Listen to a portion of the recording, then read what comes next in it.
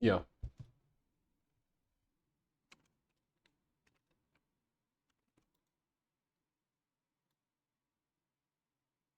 Hmm. Let's see how far I turned down the music. Because there'll be a lot of reading today.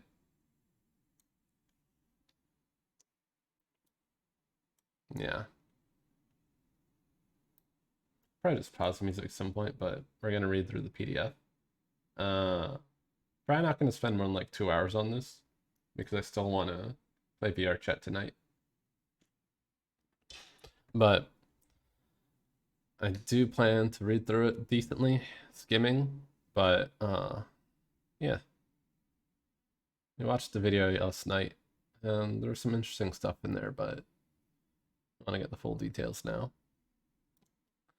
Let's see. Let me just make sure I'm not forgetting anything. All right.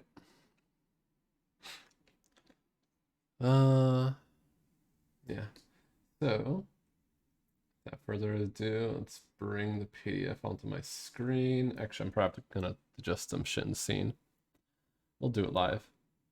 Actually, I can transition the scene as I get it done.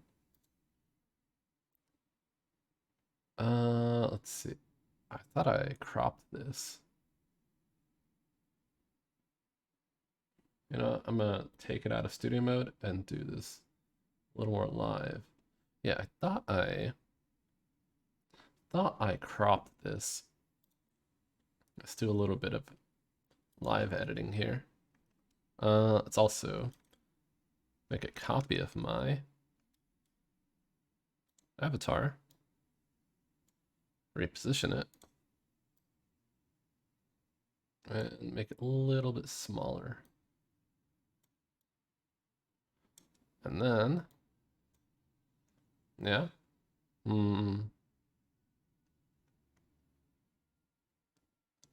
let's see, reset, lock it. Why is it acting like this? That's fine. If I lock it and put it in this folder, maybe it's fine. Let's see.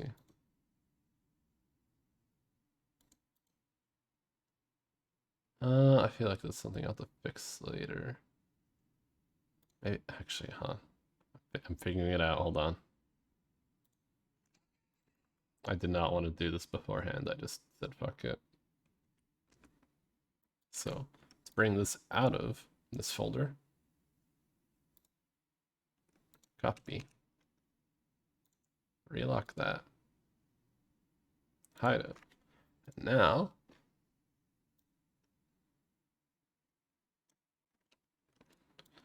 let's see. You know what? I should just reset the transformations on this one.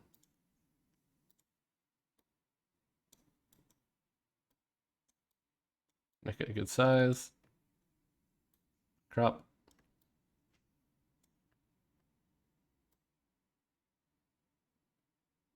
Yeah, that works.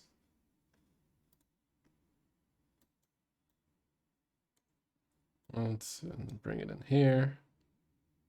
And if I unlock the folder, it's not all out of bounds and shit. Perfect. Okay. And now, let's take the browser source real quick, because I also did this shit earlier, but I guess it just said go fuck my, I guess I'll go fuck myself because it messed it up. Unlock it. It's unlocked, yeah. This one I actually did beforehand, but it said just no, and undid all my adjustments on it. It's whatever. No, don't crop it. Zoom in. Fuck. Interact.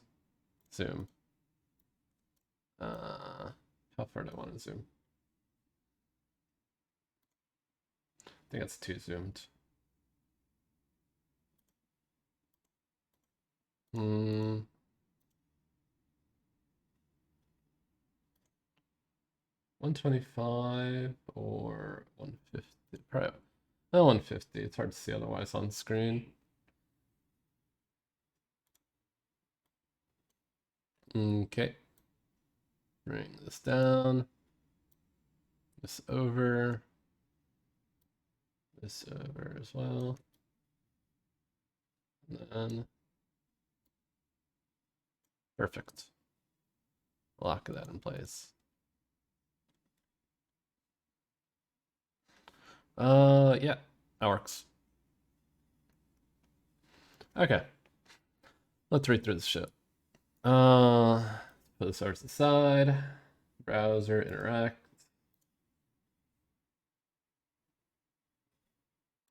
Okay, maybe I'll just... No, I need to interact. Never mind. There you go. And if I read it on here, you should see the exact same stuff. Yeah.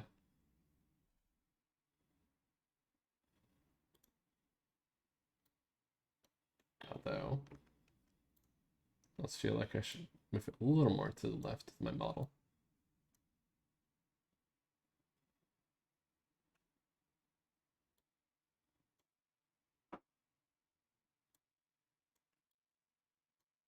Yeah. It's a little better. Alright, enough of that shit. Let's read this fucking PDF. So we already sort of watched the entire video last night about what's in here. So spells, feats, classes, yada yada, we get that. So let's go down to the Bard Design Note update. Bardic Inspiration returned to 2014 form. Following changes. Inspiration dice used in response to failing a D20 test. Okay. So it's a 2014 version, but now you get to know. Now you get to use it after you know you failed. A creature has up to an hour, not just 10 minutes to use die. I guess that's fine. Not really. I don't think it's going to impact a lot of situations. But I mean, a decent amount enough where it's like short walk can be 10. I don't know. Fights either like almost immediately after or like a couple hours after. But then again, who actually tracks time to that degree? Anyway,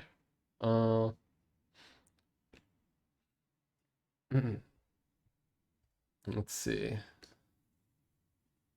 And honestly, this music shows not meshing with what I'm trying to do. Let's close that shit up. We don't need all these widgets open. Eat that out of here. Okay. Let's see. So healing options, healing options improves Bard playtest been removed because in playtesting, healing option was encouraged. Too much usage for which usage on Bard not using. That's fair. Okay. So what else? Few noteworthy changes. Each bard gets to choose whether they use Arcane, Divine, or Primal. Remember that from the video. Spell prep is no longer tied to level or spell slots. Oh, I mean, I think I noticed that in the playtest 5. Maybe I'm talking to my ass, but I could have sworn I saw that in playtest 5, and I saw they ditched the whole prepare per level because that shit kind of obnoxious. It seemed annoying to manage, and it was limiting. I think most of my annoyances with that is just how, like, it just adds a layer of complexity, which is like kind of pointless in my opinion. First changelings sort of fact that Bard might learn the arts from yada yada. The second was widely requested from feedback. Hey, that was me. That was me.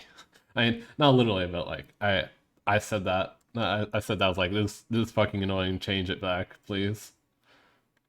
No one wants to deal with that shit. They just, look at that. Instead of like look at your spell slots and prepare that many spells, like okay, I'll prepare 4, 3, 3, 2. It's like just this many. Thank you, Wizards of the Coast. Much better. Okay. Tech Bell trades return to the second level because they're doing stuff in line with the class. How the class is in 2014. Uh, oh, did they remove it? Oh, they must have removed it in the last playtest. What happened to my mouth? Why is it stuck? Oh, there we go. Let's see. Let's see. Now matches 2014 progression, ensuring compatibility with subclasses already in the print. Yeah, we already know that. Returned at 5th levels, font of inspiration, and it now also allows you to expend spell slots to use bardic inspiration if you're out of uses. Expend spell slots. Interesting.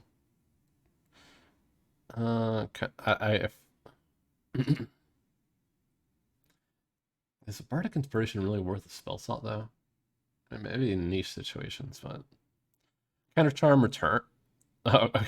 I was gonna say counter charms returns. Like who asks for that? It's one of the worst features ever.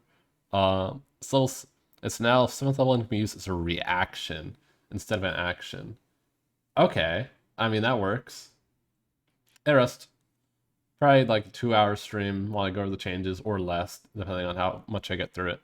Counter charm, they made it as a reaction, kind of like how they made guidance and resistance cantrips. So counter charm. I forget what counter charm does, but I remember you have to use your action, and it was kind of ass. You have to like predict shit really hard, and it was really niche. But as a reaction, it's like, yeah, that's nice. Magic secrets turns to 10 level, now affects your spell choice for your later bard levels. Words of creation, 20 level feature, replaces an epic boon, but won't be built into. And that's the power word kill and power word heal, I think. So let's actually read what that stuff is and see if we take this. Bardic inspiration. I already understand what that is.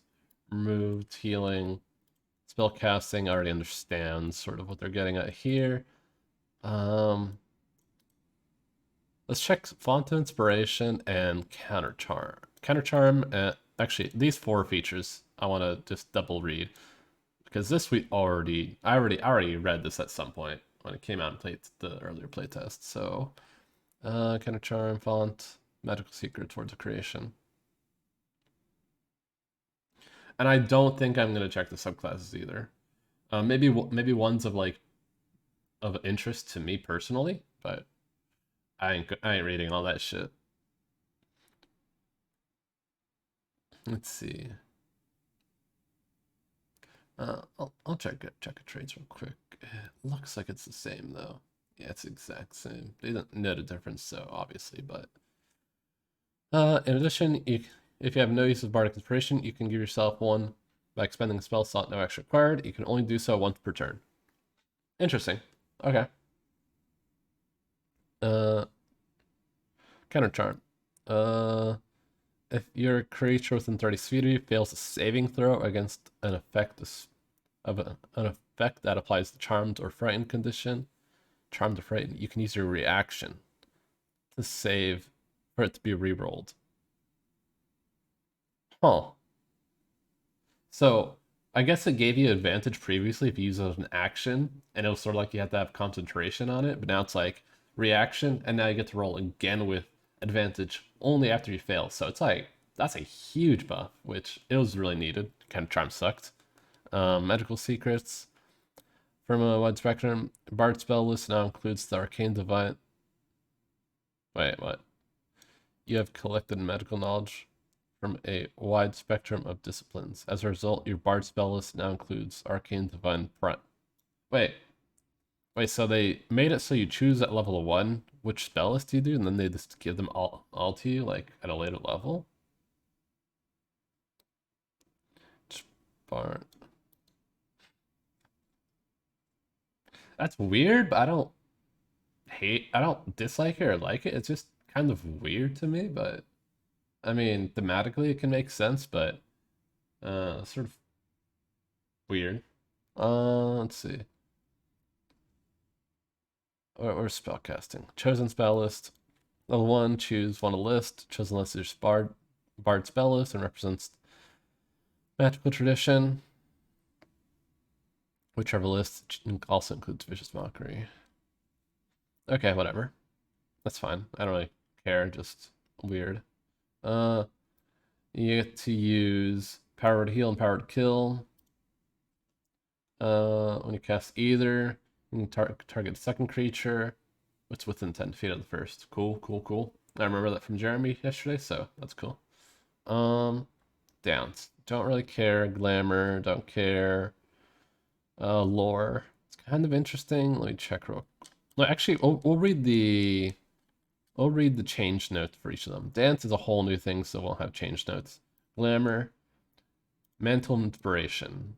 I remember this from when Elena used this. Let's see. Now grants number of temporary hit points determined by a roll of the bardic inspiration die instead of flat 5, if I remember correctly. How can you not care about glamour when Zhang exists? I mean, he's glamorous as fuck, but I'm not interested in it personally. Like, I don't want to play Glamour Bard. I don't think. Beguiling, but it looks like they slightly. I don't. I would probably say they like made it scale, so it's a little weaker at lower levels. Wait, no. What level is it actually? They get it.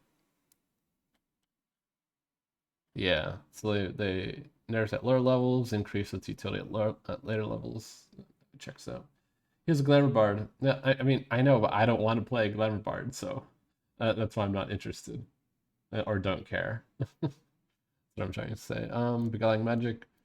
Formerly enthralling performance has been redesigned to focus on enhancing or enchantment illusion spells. Okay. I guess I'll just go with that. Mount the Majesty now ensures you always have command spell prepare. Events. That's fair. This being a little guy, I know. I mean, I know to the degree, but also I can't help but respond in a fucking straight-laced manner because that's just me. That's just how I am. Command spell prepared. You can always restore use by expending the third soul or higher. Happy weekend for grown. Thank you. Happy weekend to you too. Let's see. Unbreakable Majesty now triggers on a creature hitting you and can negate the hit. Okay. I mean, I'm not too interested in reading the whole thing, but I'll go with that. That's interesting. That's cool. Works. It works. Lore Bard made updates. Gone back on allowing any skill to be chosen. Yeah. Okay. I guess they changed that. Cutting words. Once more can reduce damage. Damage reduction was absent in previous playtest because of the healing option they added in the Bardic Inspiration. So now that they removed that because it didn't work out, they just added back in cutting words. That's cool. Medical discoveries, formerly called additional magical secrets. Return now lets you replace one of your chosen spells each time you gain a bard level. Oh, okay. Cool. Wait, I thought it was prepared spell list though. Do I forget things? Do I forget things? Prepared spells. Don't you prepare spells? Prepare spells, first of all, higher than all. Number of spells increases.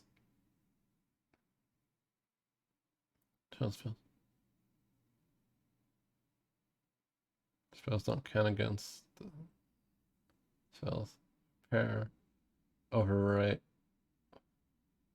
Whenever you gain a bard level, you can place one spell on your list with another. Okay. You can place one of the chosen spells each time. But doesn't spellcasting already allow? Here. You learn 2 spells of your choice. These spells come with any combination spell you choose, if you can. Yeah. Oh, okay. Okay.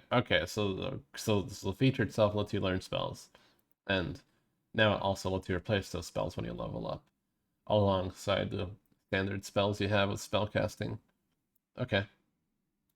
Fearless skill, both ability checks and attack rolls. When you make an ability check or attack roll and fail, you can expend Bardic.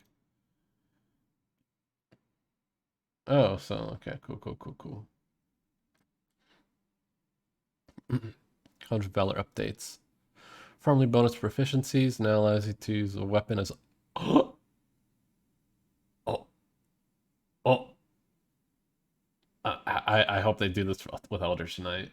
Well, it's the only reason I use fucking homebrew because nobody wants to offhand the spellcasting focus or leave a hand open to use a component pouch. I really hope they, I really hope they do something similar for Eldritch Knight weapon bond. There's no way they don't add weapon bond as like turning it into focus, right? There's no way. There's no way they don't do that. So now allows you to use a weapon of spell casting focus to cast spells in your bard list, which is often requested. Yeah. No shit, no shit. People wanna not have to like juggle weapons and wands and orbs and fucking bullshit. Um, okay. Let's see. Combat inspiration. Oh, actually, I should probably turn towards my mic. Combat inspiration has two changes. Defense option is now triggered by being hit, and the defense option works with any attacks. You can not just open attacks. Cool. Remind me, my other DM let me cast cleric spells even while I had a sword and shield in my hands. Oops. uh, yeah, you gotta have a free hand to uh, use your focus or already be holding it. I feel like there should be like just I think for clerics it can be like an amulet around your neck you can touch, but I think even I still need a free hand. I don't know that the whole free hand to use your focus is just a rule that I hate in general. So um, glad to see they're like adding stuff to make it like less annoying for spellcaster melee classes. Hmm. Okay. Well, they gave that nice thing to the bard subclass that gets extra attack and is melee focused. Here are the main updates. Yeah, it's nice. Yeah. Divine Order, formerly called Holy Order, has moved from second to first level. Thaumaturge options been redesigned to include elements from former Thaumaturge and Scholar options. Spellcasting. One note where they changed spell preparation is no longer tied to spell slots. Like, yeah, that's the new thing moving forward. I'm gonna give maximum marks to that shit. Even though I feel like that's like the obvious way to go. The fact that they chose something like a way to do it that's way more annoying previously, like, uh, let's see, Challenge Divinity returns to second level. Increases with your cleric level uses. Is it based on proficiency? Regain one use on short rest. Healing damage and divine spark also changed. Turn dead now is incapacitated in frightened conditions instead of probably dazed, was it? I forget what they called it. Finally, multiclassing. Sidebar has new rule for channel to fit. If you have more than one class of channel affinity, classes uses of feature can only be expanded on that.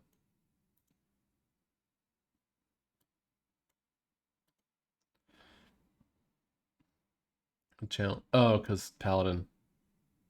Right? I think. Whatever. Smite Undead. Same progression except for subclass level 3, yeah. Smite Undead, now use Wisdom. I use Wisdom modifier rather than proficiency bonus.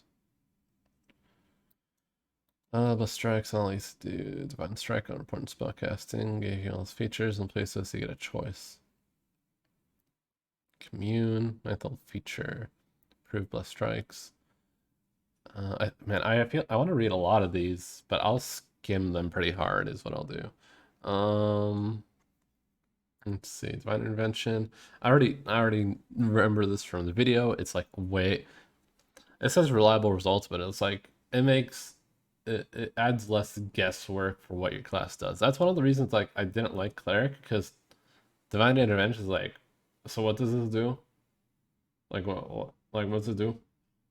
Do, do I just hope my DM does something cool with it? Like, is that there's no sense of when to use it. It's like it was left to interpretations both player and DM because players like, oh, I better save this. This is the game changer if I roll perfectly. Or they thought like, what the fuck does this do? I'll just use it the first time all the time and waste it. I don't even know what it does. It's like I'm glad they actually gave it a properly worded use. Hello. Oh yeah, yeah. Hey, hello. New model hype? What do you mean new model hype? This has been my model forever, or your model. Either way, no, I know I know too. I know too. Let's see. Hello, hello though. I'm reading a PDF. It's very fun here. Let's see. Divine intervention. Greater than intervention. Return level 20. It probably guarantees the use, right? And oh yeah, it makes it sort of like Wish, but we'll be skimming these ones a little bit because it looks like a lot has changed, and I'm sort of curious. Spellcasting, fuck that. I'm not rating it. Channel Divinity, Divine Spark. Does damage or hit? Yeah, I actually don't, I already read all this shit in the previous playtests. That one's too long. Smite Undead. Uh, actually, let's read Turn Undead real quick. Magic action, 30 feet, Wisdom saving throw, incapacitated, frightened, 1 minute. Takes any damage. Okay, very cool, very cool, very cool. Bless strikes. You can choose one of the following. Wait, hold on. I missed a very important divine order. Protector. Get heavy armor and martial weapons. Thaumaturge, one more cantrip. And bonus to your religion checks equal to your wisdom modifier. Okay. Wait, Russ, this is what you're talking about the other day. Oh yeah, nice emotes. Sabrina. Nice emotes. This is what you're talking about where we're like, why is religion like under intelligence? It doesn't make any sense. Like neither of the holy classes uses intelligence. They use like wisdom and charisma. But they made it so cleric they can either pick it first level or they get it later where they add their wisdom modifier to their religion checks. So that's cool. So extra cantrip and wisdom bonus to religion checks. Uh, Honestly, Thaumaturge seems like shit compared to Protector. Like, am I getting this wrong? But I feel like you always take Protector first for heavy armor and martial weapons. I don't feel like there's ever a situation where you do this, like unless like you're weak as shit and really can't handle heavy armor, I guess. But even then, like martial weapons are big. Uh, you would have to be like both have like no dex and no strength to even consider taking Thaumaturge first, but whatever. Not my concern, not worried about that. Um, I want turn on the. All right, we already read that. Bless strikes. Each of your turns when you hit once per turn when you hit a creature, you can make it take an extra D8 necrotic radiant, or potent spell casting. Add your wisdom modifier to any cantrip damage. Okay, both good, both nice, both very nice. Very obvious melee caster split. Okay, commune. Past you reach divine source of your power through prayer. Now you can also have a brief conversation. You always have commune. Okay, so you just have commune spell, divine intervention. It's like a little baby wish. A 5th level or lower. It doesn't require a reaction to cast. Apart on the same action. You can cast a spell without expending a spell slot or needing material components. You can't use this feature. And there's no roll. It's just you can use a 5th level spell for free. What? Oh, any divine spell, 5th level or lower. 5th level or lower is part of my action. And without spell slots, without material components, just please do this for me, Sky Daddy. Alright. Plus strikes improved. Option you choose is improved. Increases D8 and potent spell casting. when you deal damage with Divine Cantrip, you can give yourself Vitality to yourself or another within 60 feet of yourself, granting 10 hit points equal to your twice your Wisdom modifier. Cool, cool, cool. Greater Divine, you're able to call in more powerful magic. Divine Intervention. When you use your Divine Intervention feature, you can choose Wish when you select a spell. If you do so, you can't use Divine Intervention until you finish 2d4 days. When you cast Wish with this feature, you are also immune to the stress caused by using Wish to do something other than spell casting.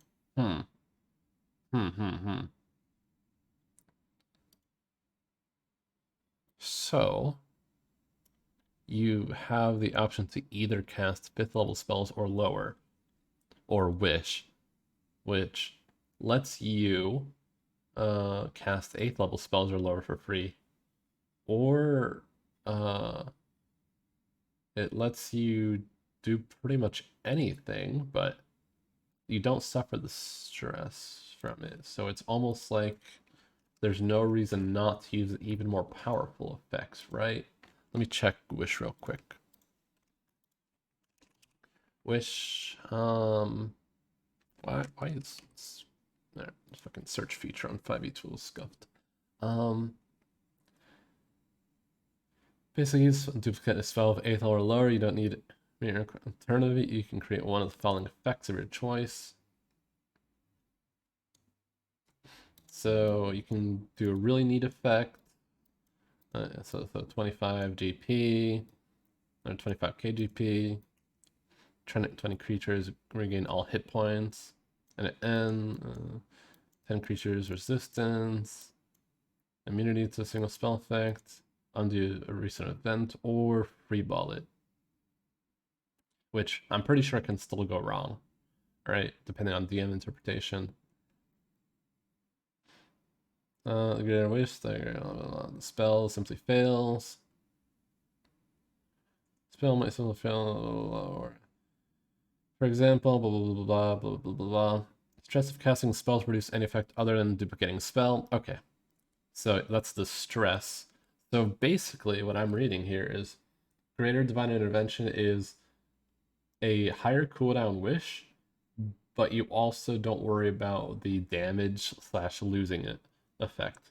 So it's like there's no reason not to go for the effects on the list that say you won't suffer any consequences. Like the weird monkey paw bullshit is only if you like you freeball it. There's like a list of really nice effects in Wish itself, which sounds like won't like have some weird interpretation. So it almost seems like it's a waste to not do that, or I don't think you'd be able to say like I want to cast like Greater Restoration or whatever with it, right? Because oh wait, no, you don't you'd be able to get that as a priest anyway, so it doesn't matter. But so basically it sounds like it's a really easy way to do like a full heal on your whole party. Though obviously the 2d4 cooldown is really long. Okay. I got stuck on that for a while just because it's such an interesting feature. But okay. Cool, cool, cool. Oh my god, it's already been like 30 minutes, holy shit. Life Domain. Let's take a peek. Life Domain I remember being really nice in the playtest for clerics, so let's see how they changed it. Domain spells once again includes Perv Healing. Spells. Perv Healing has been replaced with Aid. I feel like both these spells kind of like or whatever, so now clear that its extra hit points are based on the spell slot. Okay, cool. Been redesigned to give more flexibility and how you protect yourself and others. Healing spells are almost all abjuration spells.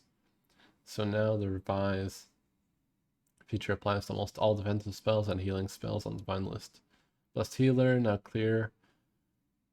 Net extra hit points are based on slot expended. Divine Strike replaced by Blessed Strikes on base class. Supreme Healing now applies to Channel Divinity. Okay. Cool. We won't read that. Here are main updates from 2000 plan. Let's see. Aid better than prayer of healing in your opinion? Yeah, aid is like 10 hit points and like you can't get feared or something, maybe.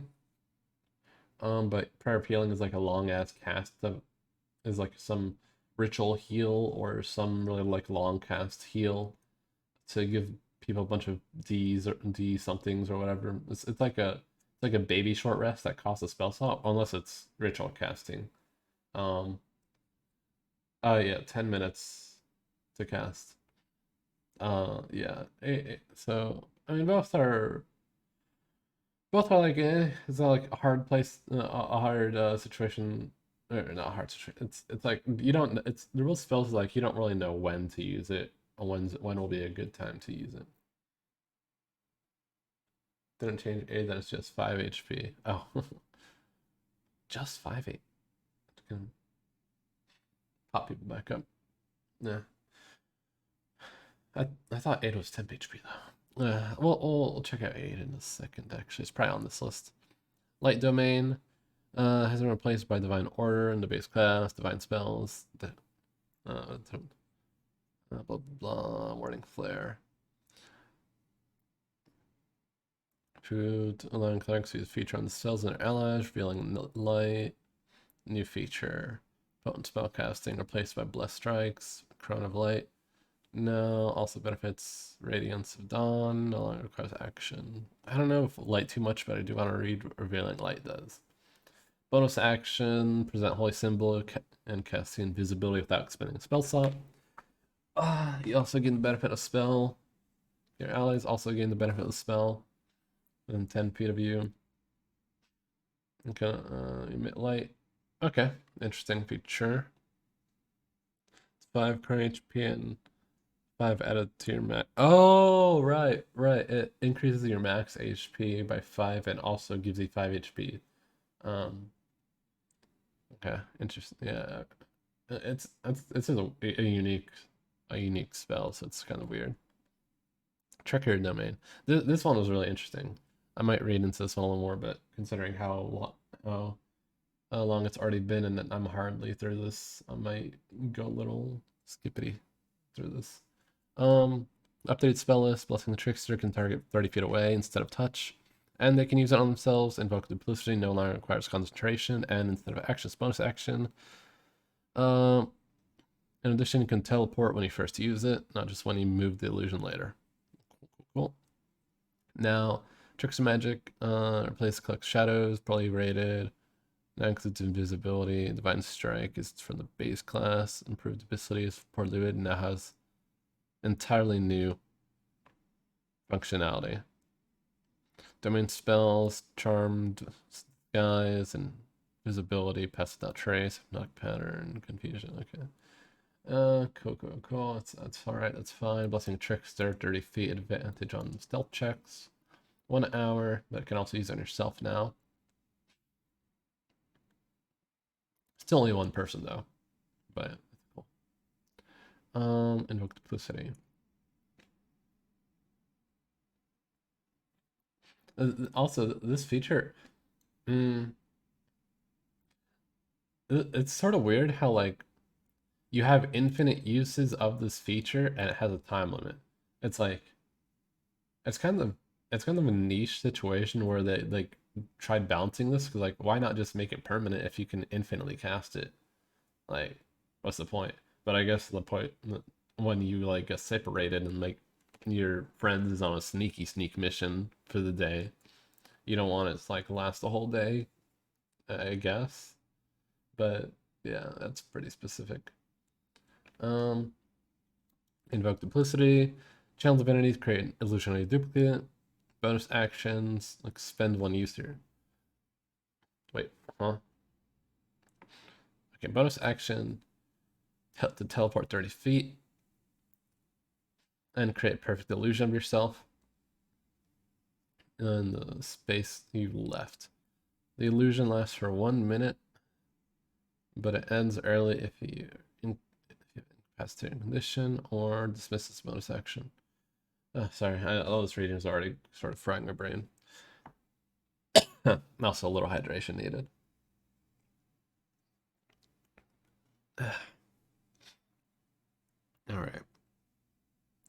Let's see. So this is pretty nice. When the illusion persists, you get the following benefits. So less for 1 minute, but ends early. So it doesn't need concentration, but if you're incapacitated, it goes poof.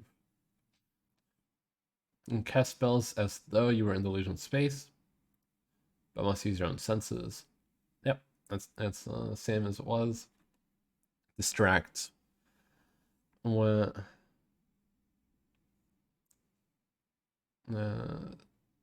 when both you and your illusion are within 5 feet of a creature that can see the illusion, you have advantage on attack rolls, given how distracting the illusion is to target. So, uh, so as long as your duplicate is within range, you just get advantage, which, considering how it doesn't need concentration anymore, is like a really interesting way to get sneak attack with like all the time. Just have your clone nearby, and while it'll be very obvious it's not you after one attack, it still says you get advantage regardless. Um, as a bonus action, you can move the illusion up 30 feet to an unoccupied space. You can see within 120 feet of yourself. Wait, hold on. Move. Okay, never mind, I get it. So it has a limit of being 120 feet away from you. And you can then teleport, swapping places with the illusion. Huh. So you could use your whole movement to like run one direction. You can use the bonus action to make the illusion move in the opposite direction, and then you can choose to swap places with it or not.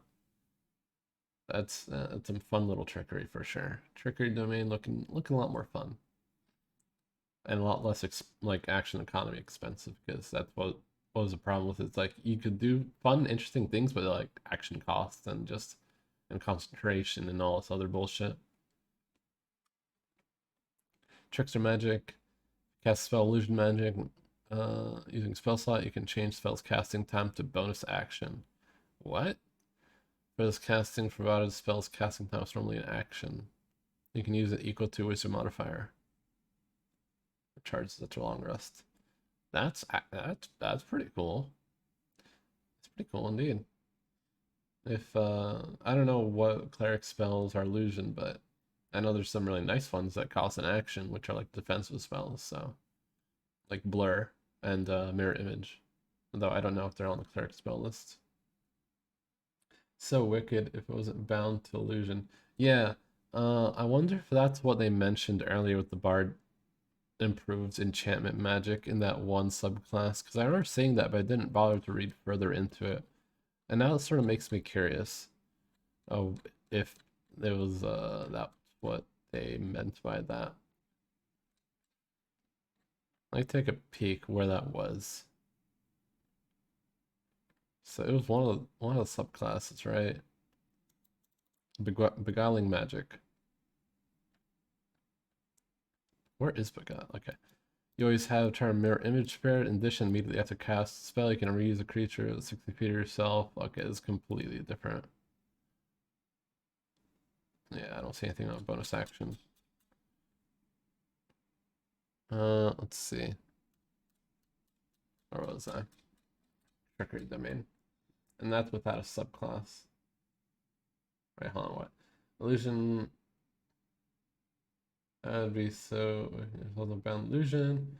Only illusion is silence, and that's without subclass. With trickery, you get mirror image and disguise self in 5e. Well, I'm in druid section. Whoops. Well, in here, let's see what you get. Well, let's see what they changed those spells to. Let's see, charm person, that's enchantment. Disguise self is illusion. Invisibilities. Is invisibility an illusion? Let me check. Invis. Yeah. Okay, so you can cast invisibility as a bonus action. That's cool. You can cast Pass without trace, probably as well. Pass without. No, abjuration. Hypnotic pattern, non-detection, confusion, dimension door. I'm not even gonna. Actually, I'm gonna check. There's no way dimension door is, but I'm curious anyway. Yeah, conjuration, obviously it's not illusion, but I still sort of want to check all these just to double check. Hypnotic pattern sort of sounds like one, or no, that's enchantment. It has to be. Oh no, it's illusion. Okay, so hypnotic pattern as a bonus action. Interesting. Non-detection. That's abjuration, yeah. Okay. Some like I think invisibility is the most interesting. Well, invisibility and silence are the most interesting uses for like bonus action, or at least the most helpful sounding. Like bonus action making someone invisible or silencing an area. I think silence already in itself is like a huge, it is really huge to use as a bonus action because sometimes I'd see silence like, wow, it'd be really nice if I could cast silence, but like a whole action, man, like a whole action, that's kind of asking for a bit much. Okay. Why do I feel like my neck is bent strangely? Oh, it's because my posture sucks. Okay. Anyway, uh, so so Trickster Magic is really fucking nice sounding. Yeah. So imagine if you could use bonus action plus imagine that'd be fucking ridiculous. Like that'd be something every priest does every time. I lost my tab. Here it is. Improved duplicity. Uh, has grown more powerful and created. You can teleport it up to 120 feet away rather than 30 feet. And when you move it, you can move it 60 feet rather than 30 feet. Move.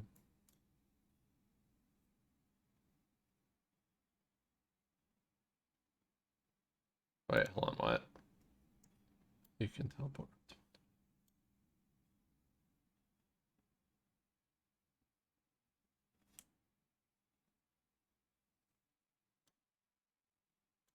The wording on this is a little unclear. Move as a bonus action. You can move the illusion 130 feet. As long as it's within 120 feet of yourself and you can see it. And then you can also teleport. Improved this duplicity says when you create it, you can teleport up to 120 feet. Oh, when you create it. Okay. Okay, so limit. Okay, so right. Okay, so limit initial limit is 30. But they made it 120. The which is already the cap for how far it can be. 30. And when you move it, you can move it 60 feet. So as if it's like using dash in your stead. Around 30 feet. In addition, when you and your allies make attack rolls within 5 feet, attack rolls have advantage. Okay, so a trickery domain cleric at level it's level 17 still. It's still level 17. A trickery domain cleric has an like invincible illusion. Like this illusion doesn't have HP. It's literally just exists, and it says it gives your allies advantage if it's within also within 5 feet of the whatever you're attacking. So literally an unkillable advantage machine for all your ally for against this against one or maybe even two if it's like wedged between two different enemies, which very cool, actually really cool. But still level 17. Like I think I've said that twice already, but I mean I guess it's expected from a high level feature. Pop it down next to Rogue and make their day. That's their best friend right there, man. That's your best fucking friend. As long as the enemy doesn't run really far away, because you can't really move it that far. Wait, 60.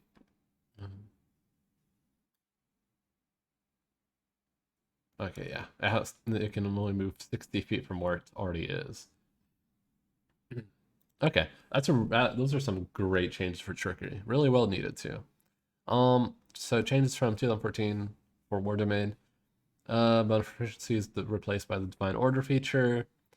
Doing spells also include Destructive Wave instead of Flame Strike. War Priest now lets you use Mastery property of a weapon. In addition, the bonus attack recharges. Bonus attack recharges on a short rest. Oh, yeah, because War Priest lets you do an extra attack, but it's limited. Has limited uses. But it recharges on short rest, not just long rest, and doesn't have to be paired with the attack action. I'll have to read that whole thing.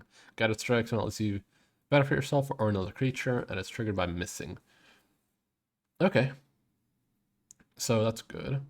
Wargod's Blessing has been redesigned to allow Cleric to protect allies. Former functionality has been incorporated into Guiding Strike. Wargod's Blessing. Cast Shield of Faith on a creature also affects you.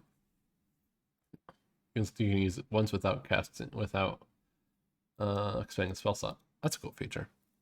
Base class, Avatar Battle provides resistance to all bludgeoning, not just non-magical. Oh, so even magical. This feature grants the resistance. So I do want to check War Priest. Let's use mastery property of one kind of simple weapon or martial weapon. Well, that you have proficiency. Whenever you finish a long rest, you can change it. You can also make one weapon attack as a bonus action. You can use bonus action any number of times equal to the wisdom modifier, and it recharges on short rest. So you don't quite get extra attack, but you do get a limited pool of extra like offhand, not offhand, bonus action attacks. Let's see. Okay, we are done with the cleric and bard. Now on to druid. Oh, I want to get in VR chat in like an hour. So I think 2 hours is my cutoff. Maybe. I'll see. I'll see. Let's see. So druid. Let's check the druid changes. Has the prepared thing spell slot like usual. That's good. Channel nature has been cut in favor of restoring wild shape at level. Oh, so the whole design philosophy of giving all the like the clericy, all the holy, not holy, but yeah, the class of this respect, like this channel ability, it's sort of just wiped off the table.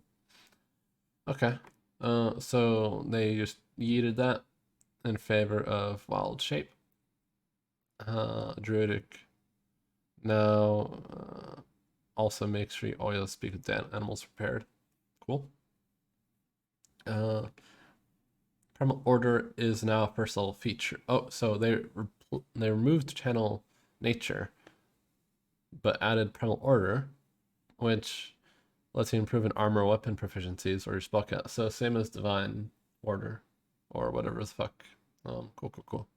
Wild Shape returned to second level. The feature has returned to using beast stat blocks and now has a new rule that interact with stat blocks. In addition, using wild shape bonus action for all druids, and summon speeds are available from the beginning. Okay, that's a lot. That's a lot to digest. So you can always swim you always have swim speeds. It's always a bonus action. They took that away from Moon Druid, which I'm going to assume they added something to make up for that for Moon Druid. And they're letting you use beast stat blocks now. So we're going to have to read that one. It's going to be a long read. But also Primal Order. No longer tied to spell slots. Wild Resurgence moved from 15th level to on redesigns. New feature answers the desire to have more flexibility between using wild shape and spells. Elemental Fury, new elemental feature to increase effectiveness of cantrips. So same as that cleric feature. Sort of. With nature. God, I feel like we're gonna have to actually read this section. There's so much going on here. Archdruid now includes the ability to turn. Oh, it's Rust. It's here. Rust. Even though I know it's level 20. I know it's a level 20 thing, and I know we're never gonna get it. But it felt really weird that Archdruid didn't let you infinitely wild shape. I'm just saying. Every druid Every druid saw that and thought it was weird. Every druid was like, why can't you have infinite wild shape? That's Archdruid. You're supposed to have that. They put it back, as they should have. Turn unexpended use. Did I just get excited too early? So, you know how I said earlier I'm stupid?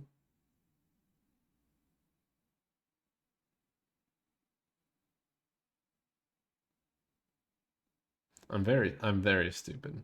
I'm gonna make a little amendment to that. I'm very stupid. So,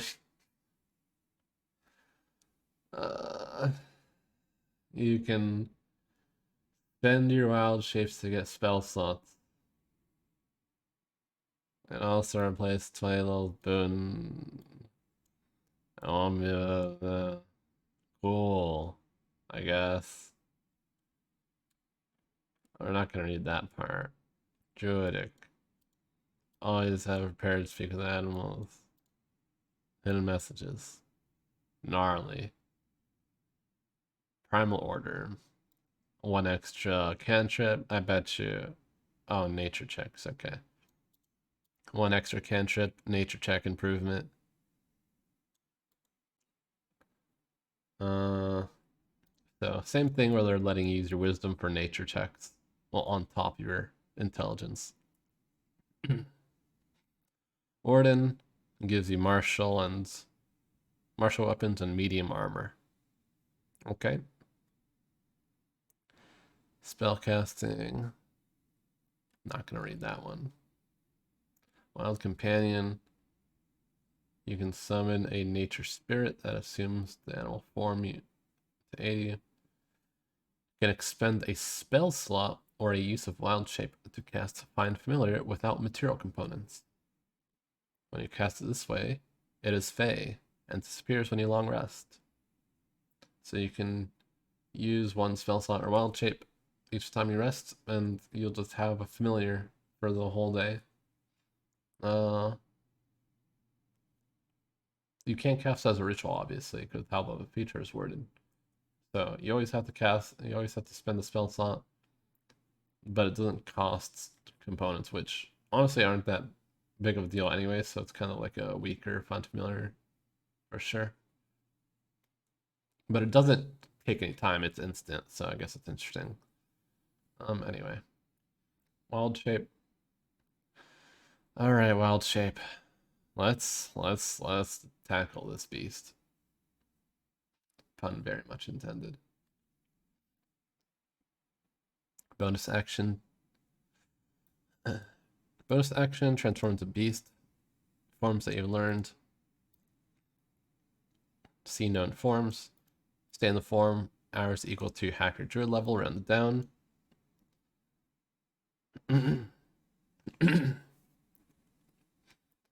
Hours equal to, okay.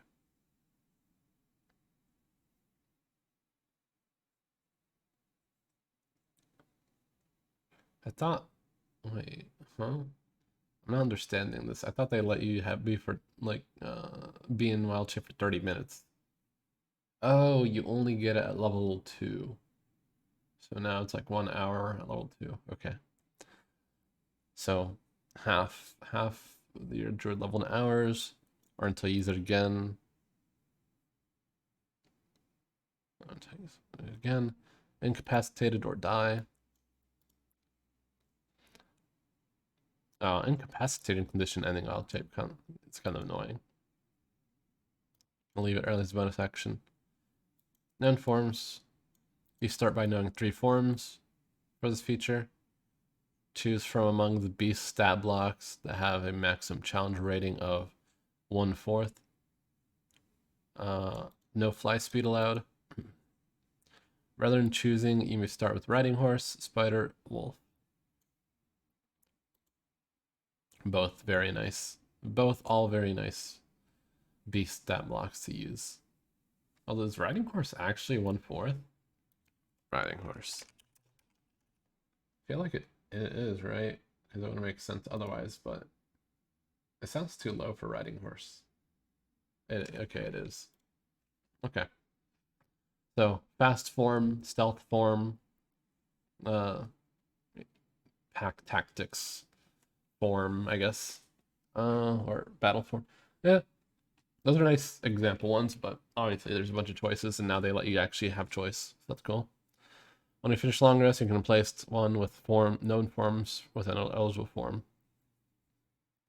When you get druid levels, you can learn additional forms, and max challenge rating increases. Look at the beast table for that. With flash speed at later levels.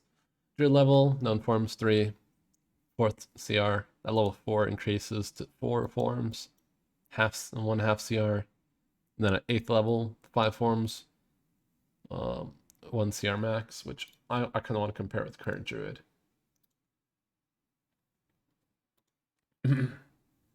It's 2, 4, 8, 1/4, 1/2, 1. Okay, so it's the exact same as previous druid. This is like the exact same as old wild shade, except you get to unlock swimming speed immediately. Okay, okay, good change. Number of uses. You can use it twice. You gain 1 expended when you finish short rest. Wait. That's it. Not this slight nerf. You still regain all uses when you short rested.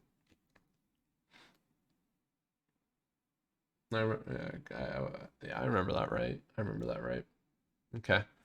And you gain additional uses when you reach certain druid levels, as shown in the wild shape column. Okay, so you have more. So you get more than 2. So that's good. So although you don't regain them all, you don't have just 2 as soon as level 6. And you get maximum 4. That's cool. While transformed, you retain your personality, memories, ability to speak, and the following. Let's see. Game statistics are replaced by the stats of the beast, but you retain your hit points, hit dice, intelligence, wisdom, charisma. Hit points, hit dice, mental scores. Class features. Special traits. Let's see, class features. Special traits, I'm assuming like racial features? Species traits. So your racials. The languages, feats. I feel like it's more or less trying to say everything. Your class, your race, your feats, languages. Like, I don't think they missed anything. It's like literally everything except for your physical scores, right? You also retain your skill and saving throw. You retain your skill and saving throw proficiencies and use your proficiency bonus for them. Let's see. In addition to gaining the creatures proficiencies, this creature has the same proficiency as you, and the bonus in its stat block is higher than yours. Use the creature's bonus instead of yours. If the creature has any legendary or lair actions, you can't use them. Wild shape is still complicated because if you, for instance, have athletics proficiency or even expertise, and yeah, your strength is different. So you'd have to be like, okay, so my proficiency bonus is like 5, and I got expertise, that's plus 10, but my strength is 10 originally, but it's 16 to the beast, so it's gonna be plus 3. It's gonna be plus 13. So I manually roll plus 13 instead of like clicking either sheets or whatever. It's always gonna have that mess associated with it for sure. You can't cast spells, but transforming doesn't break concentration on a spell. That's good. I mean, I think that was already how it was, yeah. or prevent you from taking actions that are part of a spell that you already cast, such as Call Lightning. Yep. Objects. Your ability to handle objects is determined by a form's limbs rather than your own, so you gotta have them opposable thumbs. In addition, you choose whether your equipment falls to the ground or merges into your form, or is worn by it. Or is worn by it.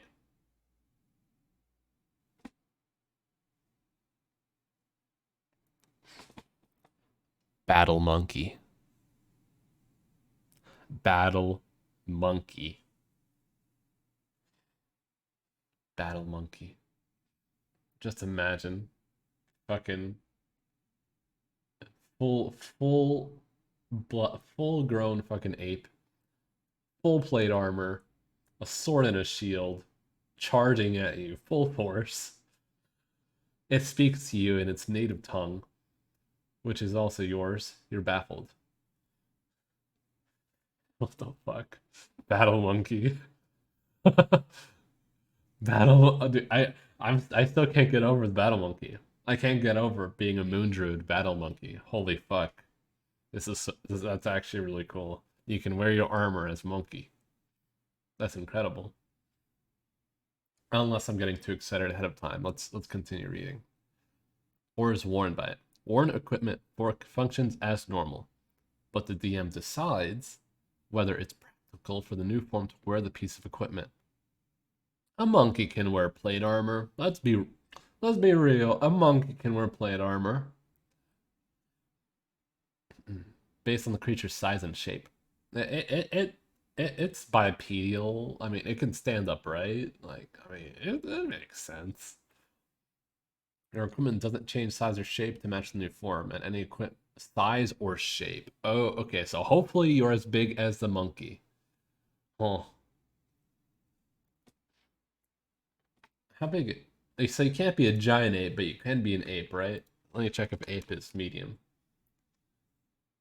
An ape is a medium-sized beast, and it's got arms and legs and fingers. Like, so its challenge rating 1.5. So, and it has your HP, 16 strength, 14 dex, 14 con, which is probably an improvement for most druids. Dude, you can just be Battle Monkey. There's probably even other.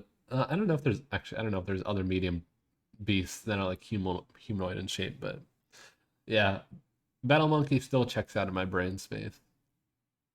Equipment doesn't change size or shape, and any equipment that the new form can't wear must either fall or be merged. The equipment that merges the form has no effect until you leave the form, which still is a confusing bit for things like, for instance, like let's say you have you're tuned to an amulet of health that like sets your constitution to 19, and that merges into your form. Does your HP suddenly like drop? Like suddenly you lose like 18 HP max and current because it merges? Like, is that an effect that's like, what do they mean by it has no effect? Then, because I had this problem last time, and I think I submitted feedback about it because attuned magic items, attuned and not, like, play a huge role in just your character's existence, like with as far as like things like your stats and whatnot. So it doesn't apply. Hmm. I'll have to leave feedback to clarify what it means by effects, because obviously merged armor won't have the AC, but if you merge your magic items, do you like lose everything that comes with that, like the cool features that it comes with? Hmm. I don't like what that sounds like it does. But yeah, we spent enough time on that. One concern, and that's pretty much it. Wild Resurgence. No use of the wild shape. You can use spell slot. You can only do so once per turn. You can in addition, you can expend one use of your wild shape to give yourself personal spell slot, and you can't do so. So I guess you can only do this part one time. Can you only do one of these once? Or can you do this as many times as you want and you can only do this once? Yeah, I think so, actually. I think you can use as many spell slots for wild shape as you want, but not the other way around, because spell slots are uh, they're stingy with them. That makes the brain do the pain. I really like that line. That makes me brain do the pain. That hurts my brain just reading that, but it's a good quote. Let's see. Elemental Fury. Add your Wisdom modifier to primal cantrips, or once on each turn when you hit with an attack roll using a weapon or beast attack. A beast form's attack in wild shape, you can make it do an extra 1d8 elemental damage. Very cool. Very cool. Kind of like Lust Strikes. Commune with Nature. You get the Commune with Nature spell. Improved Elemental Fury. It's the same as the Cleric one. 10 feet in range. Well, not actually not the same. Opponent spell casting increases the ranges to like spell sniper range, and then 2d8 instead, which is the same, but the previous one, yeah. To be fair, I have chronic pirate typo. That me was supposed to be a oh, well, it made it more effective. That makes me brain do the pain. Yar.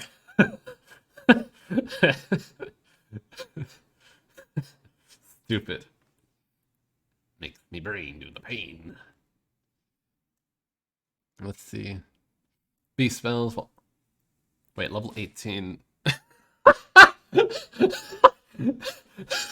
I almost made you tell. Oh, sorry if I'm picking my mic. I'm sorry. Almost made you fucking joke with that. Oh fuck, I'm lightheaded. Oh fuck. Okay. Ah. Alright. Let's settle down there. I'm lightheaded. Let's settle down. Ah. Level 18 though. Beast spells. Ah. Oh, using wild shape, you can cast spells in beast form except for any spell that has a material component with a cost specified, or that it consumes it. Cast spell in beast form.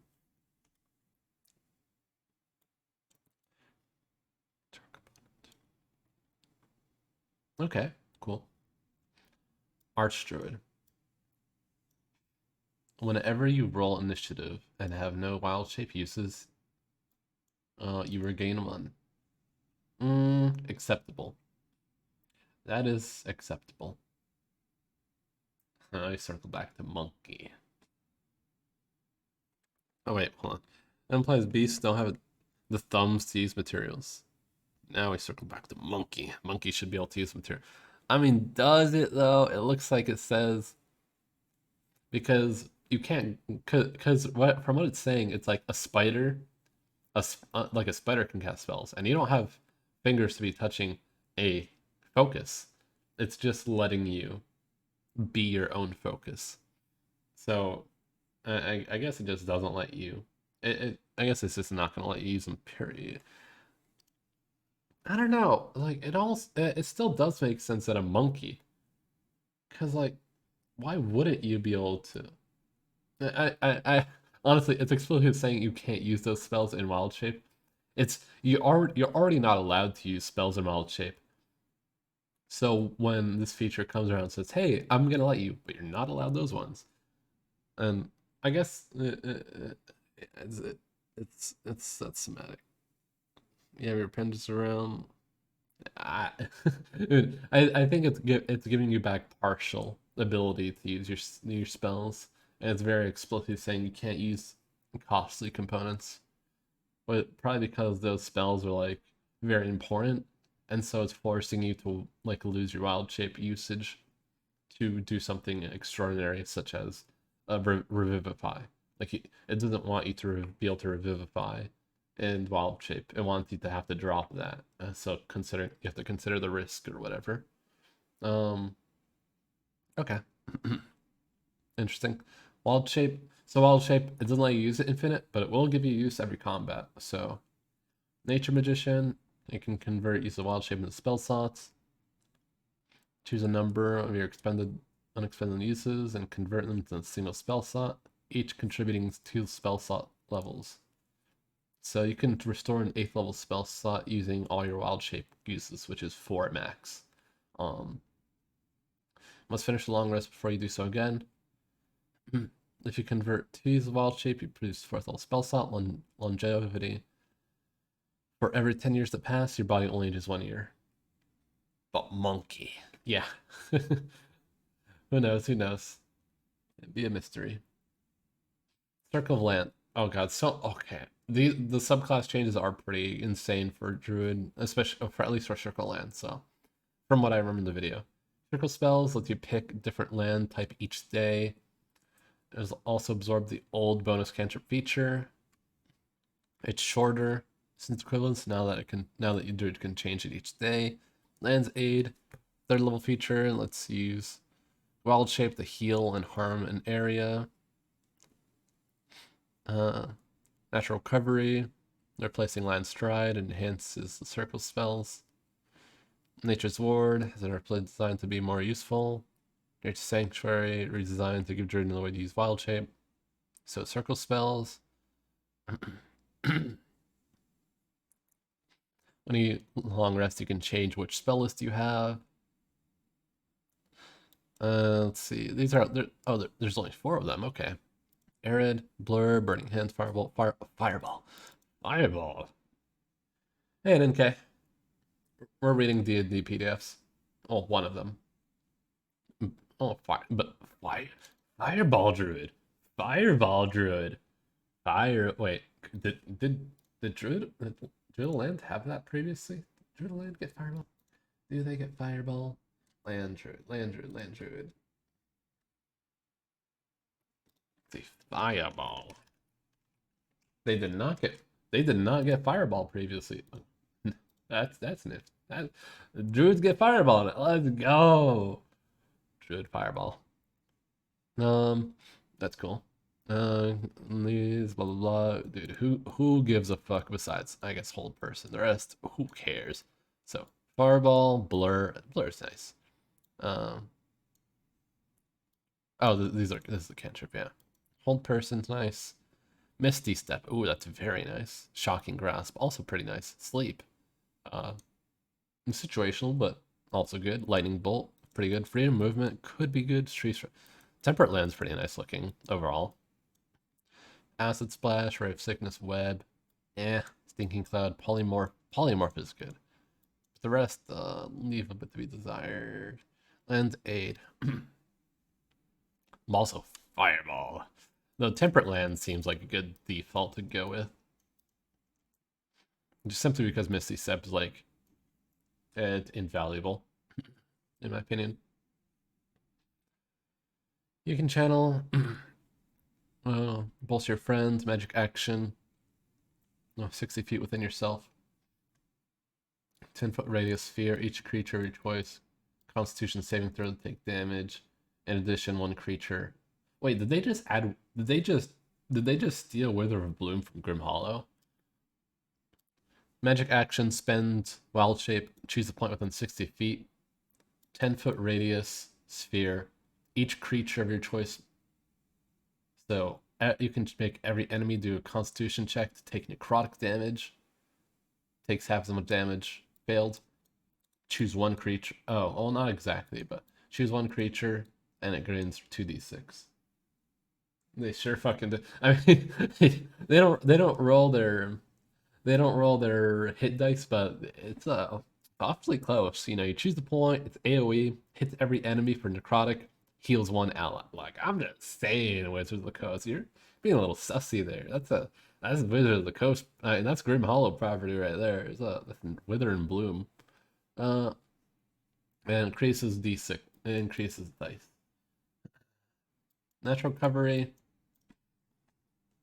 Tap into nature, cast one spell, prepared, without expending a spell slot. Honestly, my attention is not grabbed. I don't care anymore. You're immune to poison and resistance depending on the type you're attuned to. Cool. Fire, cold, lightning, poison. Nature Sanctuary. Rise land to protect allies and yourself. I'm not interested. Circle Forms returns as the old version. As in that version, the feature is improved at 6th level, now called Improved Circle Forms. Combat Wild Shape now lets you use either your AC or the beast's AC, whichever is higher. The feature also ensures you always have Moonbeam prepared, and you can cast that spell while in Wild Shape. And in previous... Excuse me. One sec.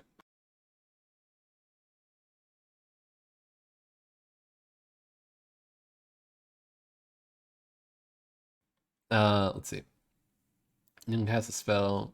You can always cast that spell in Wild Shape. Previous playtest. Feature also lets you cast Abjuration spells while in Wild Shape. Moonlight Step, 10th level, allows you to teleport, lunar form. Alright, I'm very interested in Moondruid. Max challenge rate. So at level 1, you get... What? Transform more dangerous animals, maximum challenge rating. At level 3, you get, well, to be challenge rating 1.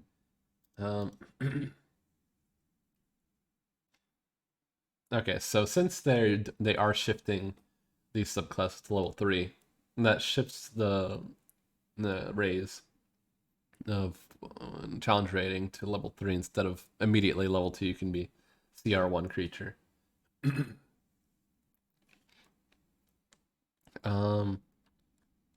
Is there no wait, there's no table. Okay, improved circles. Okay. Anyway. Combat Wild Shape. Learned ancient techniques. Blah blah blah. Armor class. AC higher of ACs. 10 hit points. Equal to the form's hit points. Wait. When you assume Wild Shape, you gain number hit temp equal to the form's hit points or 3 times your druid level, whichever is lower. Whichever is lower. Okay. That's an interesting formula. Alright. For example, if you turn to Wolf, 11 HP with the 5th level as a 5th level druid, you gain 11 hit points since 3 times is 15. Okay, 3 times, I can do math. Alright. While in Wild Shape, you can cast Abjuration spells except for any spell that has a material component with a cost specified. Okay. or that consumes this material. No consuming and no costly components. Just those dumb components that don't really mean anything. Which you already need to have, but so yeah. Usually not really a big deal there, since like things like shield and healing word or whatever, like componentless. You always have Moonbeam, and you can cast it without material components, and you can cast it in Wild Shape. Proof Circle Forms. Level 6, it increases to the maximum challenge rating equals to your druid level divided by 3 rounded down. In addition, into your attacks in Wild Shape, form can deal normal damage, type, or radiant. And make a choice each time you hit. Cool. So let me check. Okay, that was the old formula. It used to be it was divided by 3, except for at level 8. 8 divided by, oh, rounded down. Yes. 6 divided by 3 rounded down. Okay, it is the exact same formula once you reach level 3. Cool. Got you. 10th level Moonlight Step. Teleport. You can transport yourself. As a bonus action, teleport 30 feet to an unoccupied. So Misty, you can Misty Step. And you had advantage on the next attack roll you make. Except that goes away on the end of your turn, so you gotta use it immediately. Use it equal to your wisdom modifier, restores in long rest. You can expend spell slots to restore it. Lunar form, movable moonbeam. While your moonbeam is up, you can move it 60 feet. That's the start of each turn. No action required. Cool, cool, cool, cool. Very cool. Shared moonlight. Whenever you use Moonlight Step, you can also teleport one willing creature. Creature must be 10 feet within you and teleport it with an unoccupied space you can see within 10 feet of your destination. Cool. Cool, cool, cool. Reposition. Very cool. Let's see.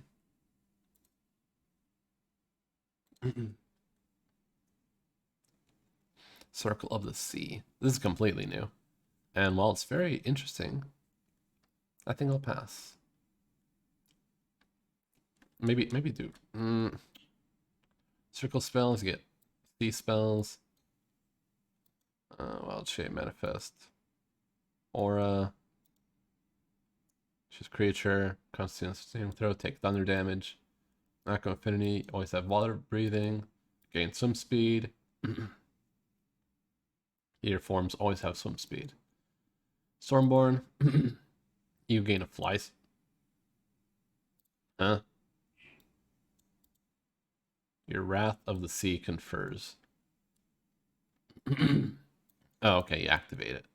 It's something you activate. You gain a fly speed, and you have resistance. Okay. Whenever you use Wrath of the Sea, you can manifest. I lost interest already. Oh, fuck. Monk is completely new. Wait, this is gonna be the longest read. I don't want to be in here for like longer than like 30 more. Fuck. Okay, let's blaze through this. Design updates. Martial arts gets a d6 at the start instead. And that only applies to unarmed strikes, not weapons. Weapons are now enhanced by weapon mastery. Bookmark it. I mean, yeah, but I'm gonna leave it open, but I want to do it on one go. That's why I'm complaining. Let's see. We'll keep going. We'll keep going. Let's keep going. Now weapons are now enhanced by weapon mastery, so you can either choose to use your unarmed strikes, which gets the martial arts die, or use your weapon mastery. Keep all the other classes. Unarmed strikes need damage boost, so it goes to D12 now instead. And that's discipline points instead of key points. Unarmed movement looks to be the same. Let's check out these fucking patch notes.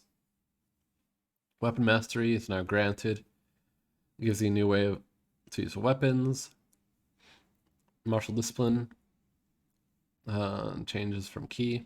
Now it gives an improved version of Step of the Wind, which lets you take both disengage and dash at the same time. Ooh! Instead of choosing disengage or dash, you just get both. Okay. Deflect missiles, making it easier to use and deal more damage on average.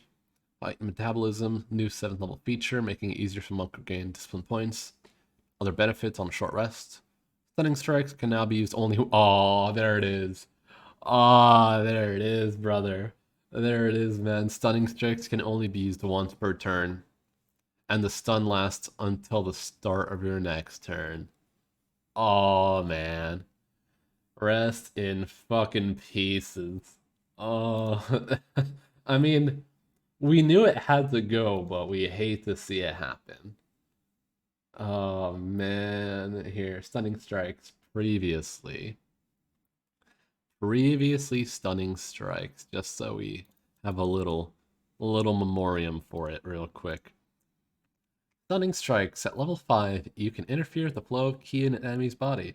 When you hit a creature with a melee weapon attack, you can spend a ki point to attempt stunning strikes. The target must succeed a Constitution saving throw or be stunned until the end of your next turn. What? So let's read. So now you can only use it once per turn, and the stun lasts until the start of your next turn. So you stun it, you get one chance, and your next turn won't have it won't be stunned. It's only for your turn and your allies. You can't go in your next turn and wham bam kablam the enemy with the stun condition. That is so sad. That's so sad. But I mean, it seems they're adding a lot of more fun things and making it a lot more of a well-balanced class. So I mean, it's understandable. That was like a powerhouse of the class. So if they distributed it well, the new power scaling to be like more evenly balanced across levels, in exchange for that nerf, it's fine. Helping a little bit of copium. And powered strikes. Now let's see deal force damage. What? Okay, we'll read that. Acrobatic movement is a new name of unarmed movement improvement. Self-restoration, replace stillness, purity, timeless body, and allows you to remove condition. Man, there's a lot going on here. Deflect energy is new at 13th level, which lets you use deflect missiles to deflect any type of ranged attack, including spells. Replaces Tongue of Sun and Moon and one of the lowest rated monk features. Disciplined Survivor, formerly called Diamond Soul. Kind of weird that they've renamed something and didn't change anything about it. Whatever. Superior Defense, redesigned to not rely on spells. Perfect Discipline, moved from 20th to 15th level, and Defy Death is now 20th level feature. Okay, there's a lot going on here. And since it's a whole new class and the last new class, we're gonna be a little more, we're not gonna skim as hard, but we're still gonna skim pretty hard. Because we already know what Monk does. Simple weapons. And get an artist into a musical instrument, that's the same. That's all the same.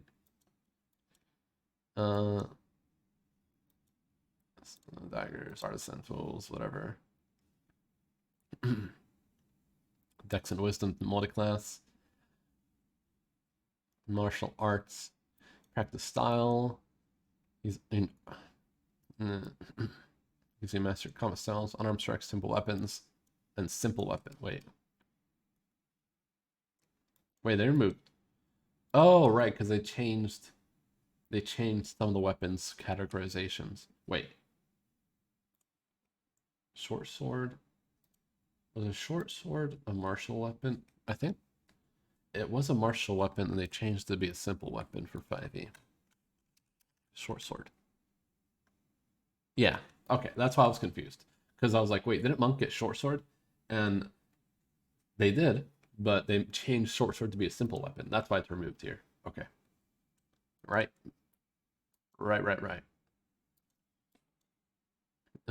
Gain the following benefits while you're unarmed or wielding a simple weapon and aren't wearing armor or wearing a shield.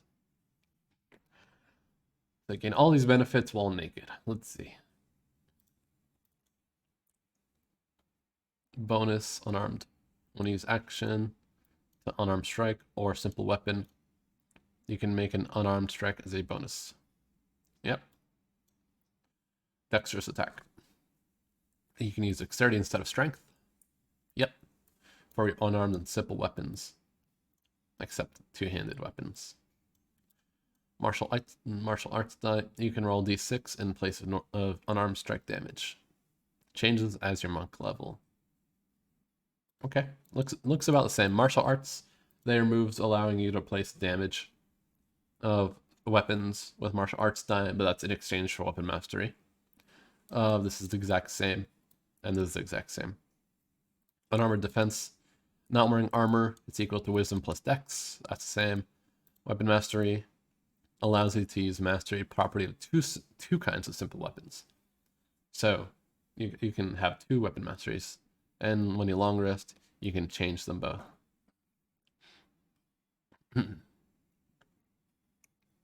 Okay. Martial discipline.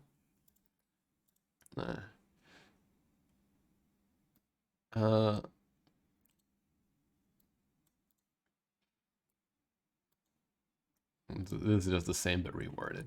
You can spend your key points to do flurry blows, patient defense, step of the wind.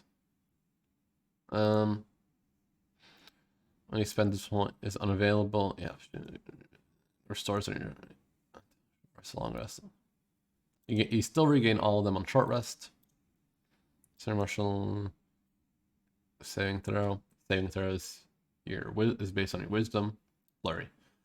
When you take an attack, you can spend the key point to make 2 unarmed instead of just 1. Patient defense. You can spend the key to do bonus action dodge, step of the wind, spend the key point to disengage and dash at the same time. And your jump is doubled. So you are zooming when you have step of the wind. Very cool. Unarmored movement increases by 10 when you're not wearing armor shield. It's increased with the bunk table. That's the same. Deflect missiles. They said they made this more damaging if you throw it back. So when you do so you can deflect melee weapon. You can affect the physical damage types: bludgeoning, piercing, slashing. If it's a ranged attack, when you do so, you can reduce it by 1d10 plus dexterity. If it's reduced to 0, you can spend the key point. I'm still gonna call it key points. It's baked into my memory to redirect it. If you do so, it has to be within 60 feet and isn't behind total cover. That creature must succeed on a dexterity saving throw. Or take damage equal to 2 rolls of your martial arts die. What was it previously?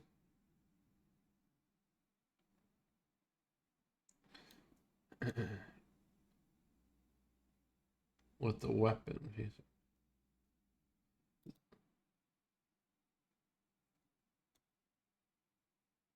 And free.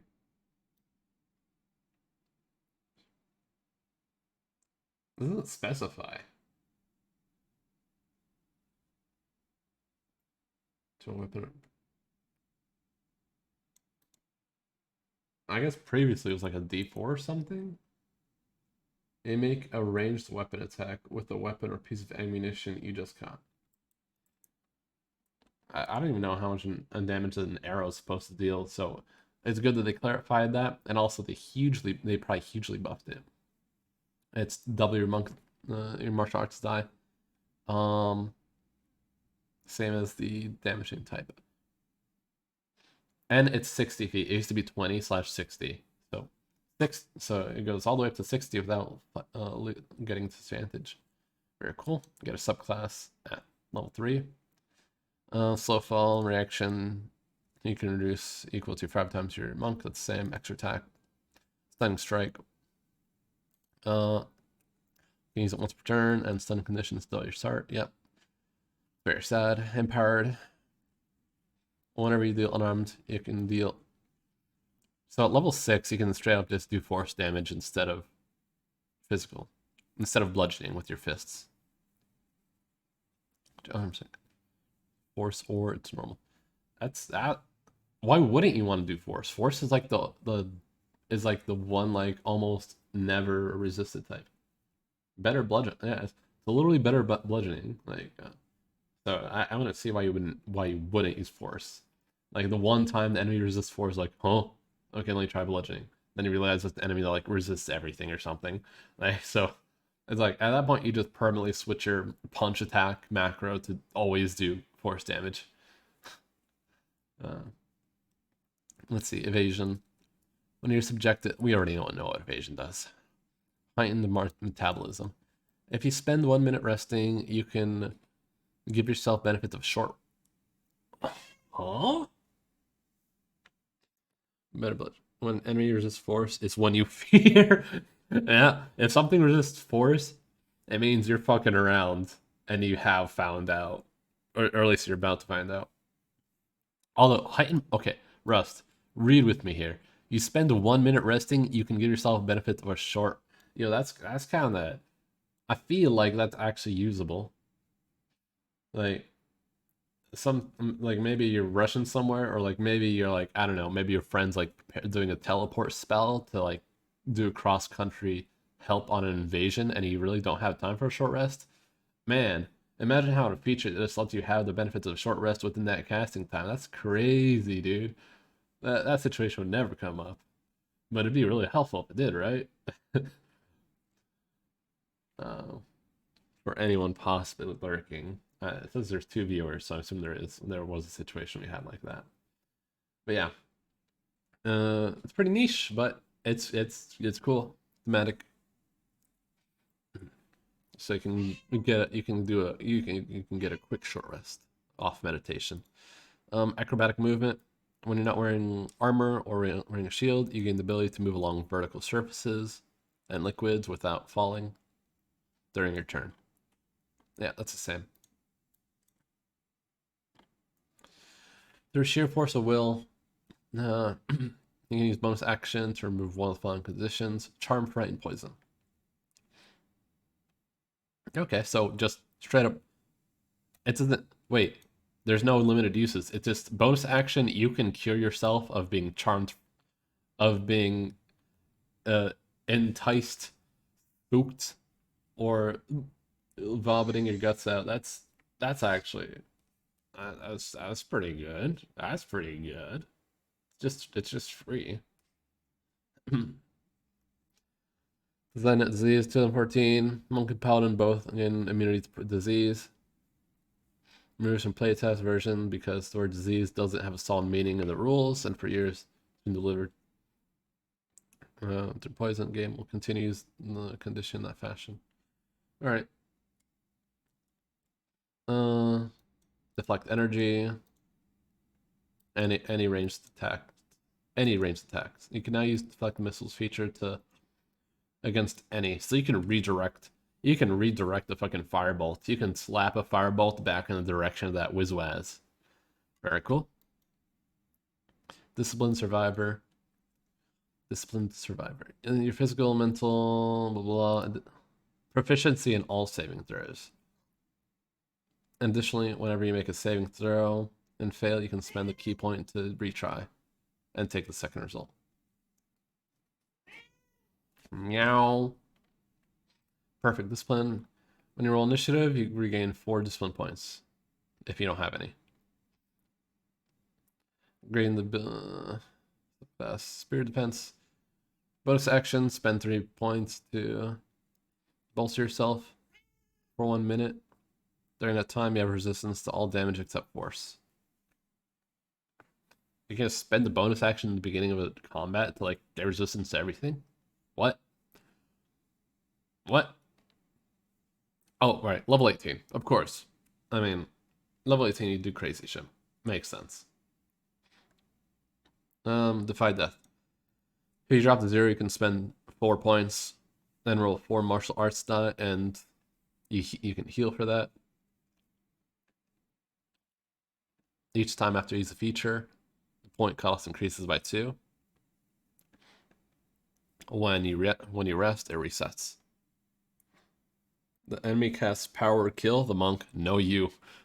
no, you can't do that. It has to be an attack roll spell. A 17's level resistance to everything when Shadow Kai elves can do that level. Shut the fuck up, Russ. No one asked with your OP fucking man who grants everyone invincibility from everything. Like, God, that fucking what a ridiculous fucking character you had in that campaign. Fucking ridiculous. I'm kind of hungry. I'm gonna have to eat before I get in VR. At least we're through the monk class features. Word of Shadow, redesigned to give monk dark vision, the darkness that costs fewer discipline points, and it can be moved each turn, and the monk can see through it. Very cool. He can't hurt you anymore. He's retired. You don't worry about it. Yeah, that man is scary. That is scary man's. Improve shadow step. Allow shadow step to be used in bright light. Click Shadow, move 17th level. Empower Monk. Dark. You got Dark Vision, you get to cast Darkness, you can see within it. Minor Illusion, Shadow Step. While entirely within dim light, darkness, bonus action is teleport 60 feet that you can also see within darkness. Advantage.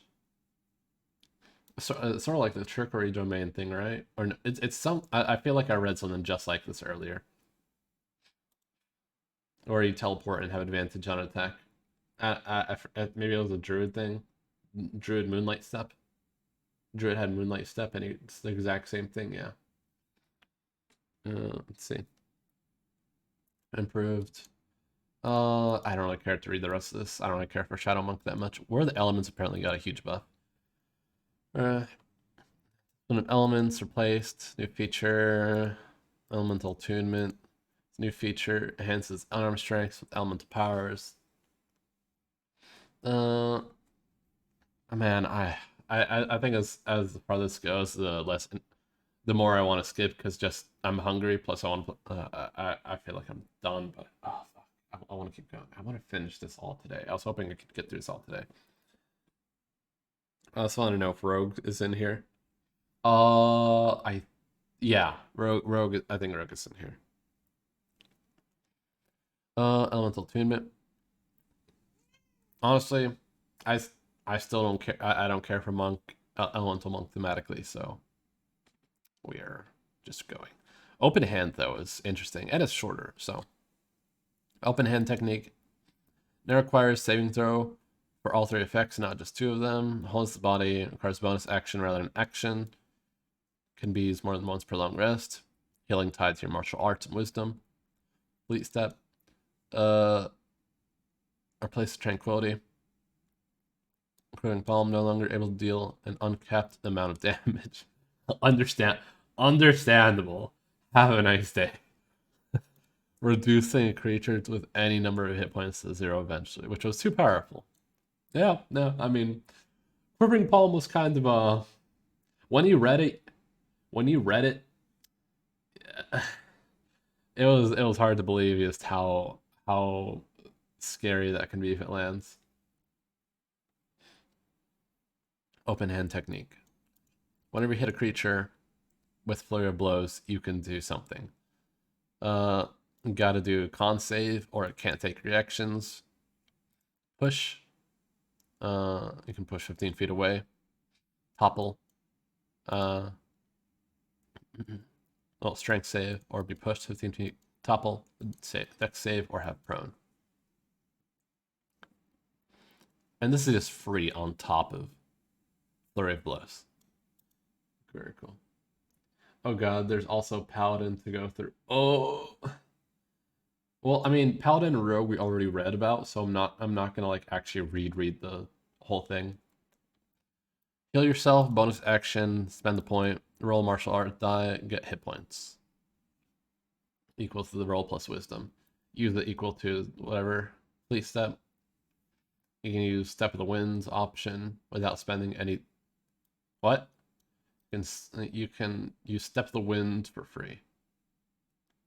You just have bonus action dash disengage combo at level 11.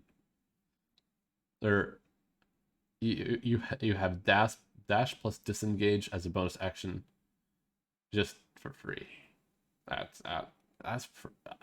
pretty good. That's pretty good. I'm just gonna assume this makes it so the damage is capped, like it said.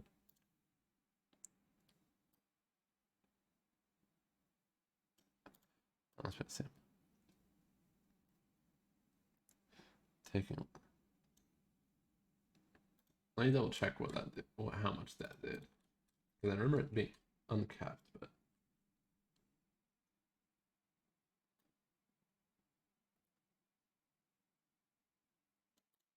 First.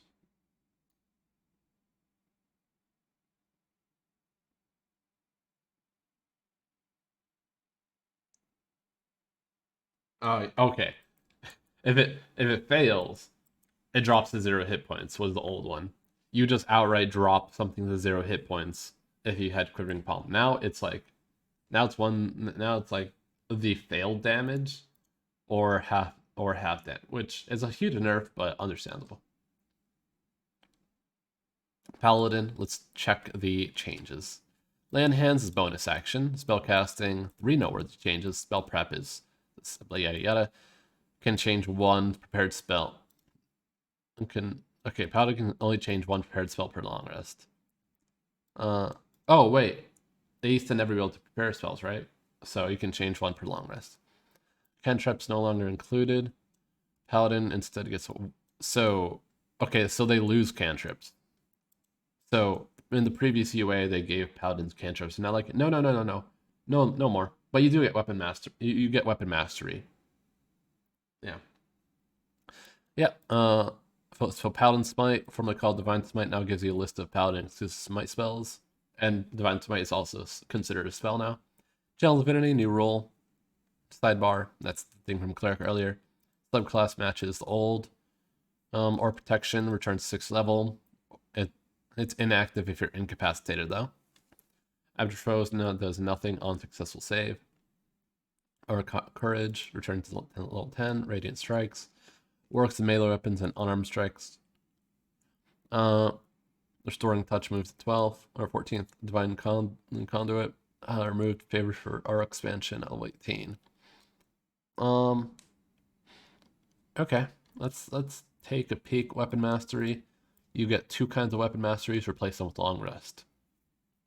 Paladin Smite. You always have certain spells ready. In addition, you can cast 1 of your paired spells from this feature without expending a slot. Use Fish Long Rest. Do that again. 2nd level spell, Divine Smite. So, and you also get all those Smite spells. You get a Fighting Style. Dueling, Defense, Great Weapon, Protection. Divine Sense, Channel Divinity. Not from what I read, this is all the same. So, or Protection, Incapacitated cancels it. Abjure Foes, that seems boring. It means you can frighten with your aura. Radiant Strikes. 1d8. Unarmed strikes in melee. Restoring Touch when you use Lay on Hands. You can also remove one or more of the following: Blind, Charm, Dazed, Deafened, Paralyzed, or Stunned. Expend 5 from the healing pool for each condition. And those points do not heal. They only clear the condition. But you can do as many as you want, so that's cool. Oh god, my throat is dry. Holy fuck. Or expansion improves 30 feet instead of 10. Subclass level 20s, you get a subclass feature, yeah. Design notes for Oath of Devotion. Oath spells revised. Smite spells are replaced since they're now in Paladins. Smite Protection moves to 15th. Now works with all Paladin Smite spells. Half cover, Holy Nimbus. Man, I don't care about Oath of Devotion. I do not care. Seems good. Oath of Glory, Sparring Smite no longer requires bonus action. Works with all spells. Provided Peerless Athlete lasts for 1 hour instead of 10 minutes. Aura of Alacrity. Yeah, whatever. Nature's Wrath. Oath of the Ancients. Nature's Wrath. Can now restrain multiple creatures of the Paladin's choice within 15 feet of them instead of 1 creature. Okay. Well, there it is. Thomas. Nature's Wrath is less bad. I mean, I think it's actually pretty good now. It can restrain as multiple. It says multiple. I'm not sure if it means all. Multiple within 15 feet of them instead of just 1. Turn to Faithless, replaced by Abjure Foes. Ording now enhances Paladin's protection. Undying Sentinel also heals you. Elder Champion now bonus action instead of whatever. Let me check that real quick. I'm curious. Nature's Wrath. Spend 1 use. Spectral Vines, each creature of your choice that you see within 15 feet. Restrained for 1 minute. Restraint. So infinite. Infinite within 15 feet. That's good. That's instead of one creature. That's a huge buff, which is very warranted because that was an awful feature. Dying Sentinel. Reduce to 0, you're not killed outright. Choose to drop a one. I don't think it said it changed that much, so. Diminish. Can you use it? Yeah, I was only interested in reading that one because it used to be really shit. Compel duel and self heart's mark about enmity. Can I reduce target's speed to 0? I'm sure. I'm losing interest. Ranger updates. All right, Depth Explorer replaces expertise feature at first level. It includes one expertise of choice along with some terrain-oriented material. Spellcasting, preparation. The ranger can change one prepared spell per long rest. It also has cantrips taken away from the previous UA, but now it gets weapon mastery, just like the paladin. Makes sense. Favorite enemy moves to second level. No longer removes concentration from a hunter's mark, which was overpowered in playtest. The feature now allows you to cast a spell number of times equal to that spending spell slot.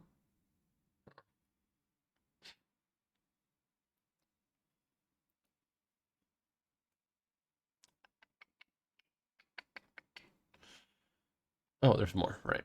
Range subclass matches old. Conjure Barrage level 9. Nature's Veil no longer uses spell slots. And moves to the 14th level. Okay, it's free.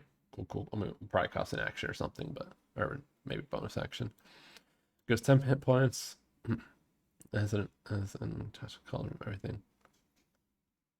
Conjure Volley. 17th new. Feral Senses returns to 18th. Foe Slayer. Improved version of 2014. Return to 20th level.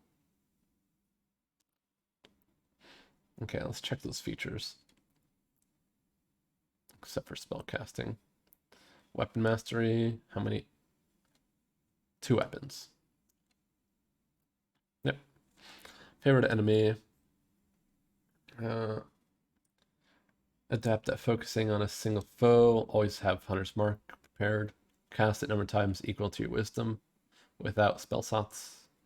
But you can't regain them on long rest.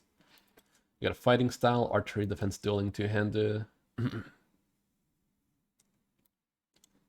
Extra attack. Roving. Not wearing heavy armor. Swim speed. Where is the... Oh, I completely missed Depth Explorer. You get expert. Choose one skill proficiency you have and get expertise. In addition, 2 types of terrain. Choose 2 types of terrain. You have advantage on nature checks about the terrain, and advantage on survival and nature checks. Survival checks to track creatures in them. Well, it's a lot more simple than the weird ass Ranger building 2014 book, so I guess that's all right. It's got flavor to it, and it's useful, but still it's still specific to tracking creatures. Okay, so that's anyone. So if you're like in a desert, you can track a person. or track a human. They have to be a beast. So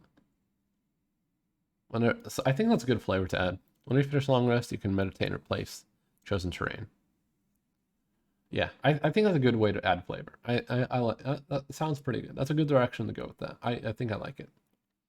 Hunter's Mark. Already read that. We're scrolling. You can cause your weapon to multiply and strike creatures before you. Always have Conjure Barrage prepared. Choose one of your proficiencies. You gain expertise, and you can choose 2 more terrain types. Tireless. 10 hit points. As an action, you give yourself 10 hit points equal to d8 plus wisdom. You can use this equal to your wisdom modifier. Long rest to recharge. Decrease exhaustion. Whenever you finish a short rest, you can reduce your exhaustion. Cool. Rangers reduce exhaustion on short rests. Let's see. Nature's Veil. Hide yourself. Bonus action. You can become invisible.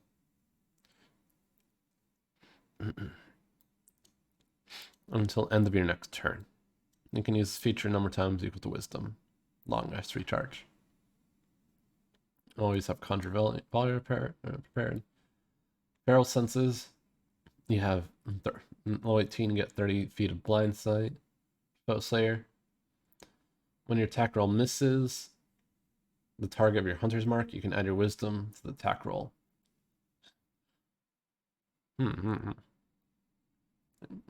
Wait, hold on. When your attack roll misses the target of your hunter's mark. Oh, only the target of your hunter's mark. So you always get it.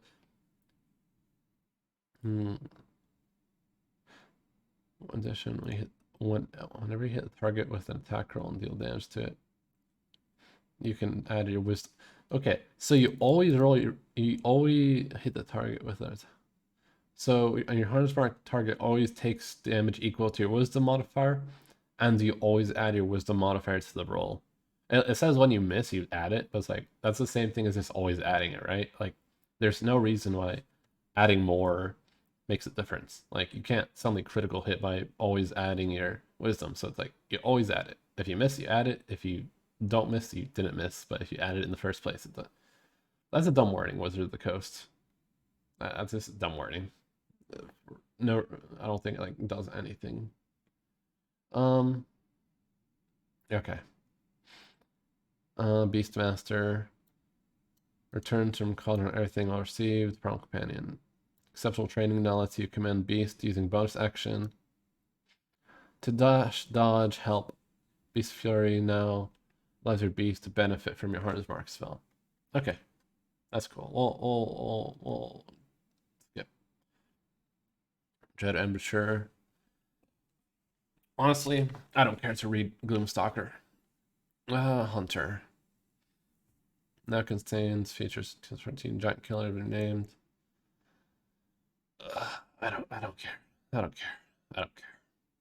Let's read Rogue. Sneak attack. Sneak attack is no longer required to be used on your turn with the attack action. So they are undoing their decision to prevent you from sneak attacking on your AOPs. Because they did that in the previous UA for Rogue. They were like, nope, you can only sneak attack on your turn. Now they rolled back that decision. That's good. No longer required to be used on your attack with. Wait. I'm sorry if I excited the arrest. They specified with the attack action. So maybe what they meant by that is there's ways to attack without the attack action that lets you sneak attack. They add that wording to make up for those situations. Is there a way? I'm trying to think. Is that intended to like let you sneak attack on Green Flame Blade or something? Because previously it wouldn't allow for that. The previous wording. Well, let's read the new sneak attack and let's draw conclusions then. Weapon Mastery is a new first level feature. Rogue subclass matches the progression. Steady aim is a third level feature. This is nothing surprising to us. They're just adding steady aim to the base books instead of needing Tasha's Cauldron. Cutting Strike, new 5th level feature. Expertise returns 6th level. Evasion 7th level. Reliable Talent moved from 11th level to 7th level. Subtle Strikes removed because the addition of Steady Aim. Improved Cutting Strike is a new 11th level feature. Devious Strikes is a new 14th level feature which builds on Cutting Strike. Elusive is level 18 again. Stroke of Luck is turned to level 20. There's a lot going on here. Well, we'll read this a little bit because I do have more interest in Rogue. Early reliable talent is that's exciting. Yeah, as soon as I read that, I was like, oh, that's gonna have Rust a little happy. Let's read sneak attack because I might have gotten you excited about that earlier, but I might have been wrong based on what they're trying to go at with this. So let's see, once per turn, you deal extra damage to one creature you hit with an attack roll. If you're attacking with a finesse or ranged weapon. And if at least one of the following requirements is met, you have advantage, or your ally is nearby. You have an ally within 5 feet that is not incapacitated, and you don't have disadvantage on the attack roll. Okay. So from what I'm understanding and sorting is that you can sneak attack on anything that does an attack roll as a consequence, like Green Flame Blade, and you can do on AOPs. And that includes if you have Warcaster and you decide to AOP Green Flame Blade, you can sneak attack on that Green Flame Blade reaction AOP. So they're more. I mean, I feel like this is already how we knew that it worked. Like it's the same sneak attack we know and love. That's great. Seems like it's literally just a two. Am I not understanding something? This looks like it's the same like it was in 2014.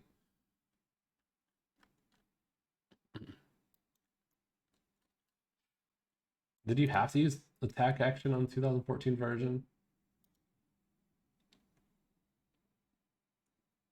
when you hit a creature with an attack? Huh. I guess they really fucked up Rogue sneak attack on the last UA. I really have to look back on Rogue right now because I have no idea how badly did they fuck it up. Expert classes. Let me just read Rogue real quick. I'll read Rogue out loud for you. What it was last UA. Sneak attack. Let's see. Let's move it over here. Okay. So previously on the old UA, sneak attack. One on each once on each of your turns, when you take the attack action, you can deal extra damage to one creature with an attack roll if you're attacking with a finesse or ranged weapon. And the same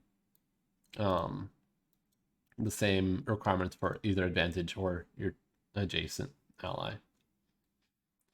So previously, you had to A, use the attack action. B, it had to be your turn, so you can't do a reaction. And let's see.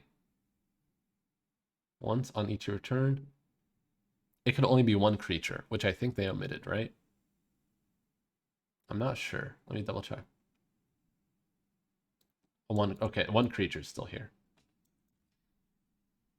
Once per your turn. Now it says once per turn. Yeah. So okay. So basically, it's a crisis averted situation.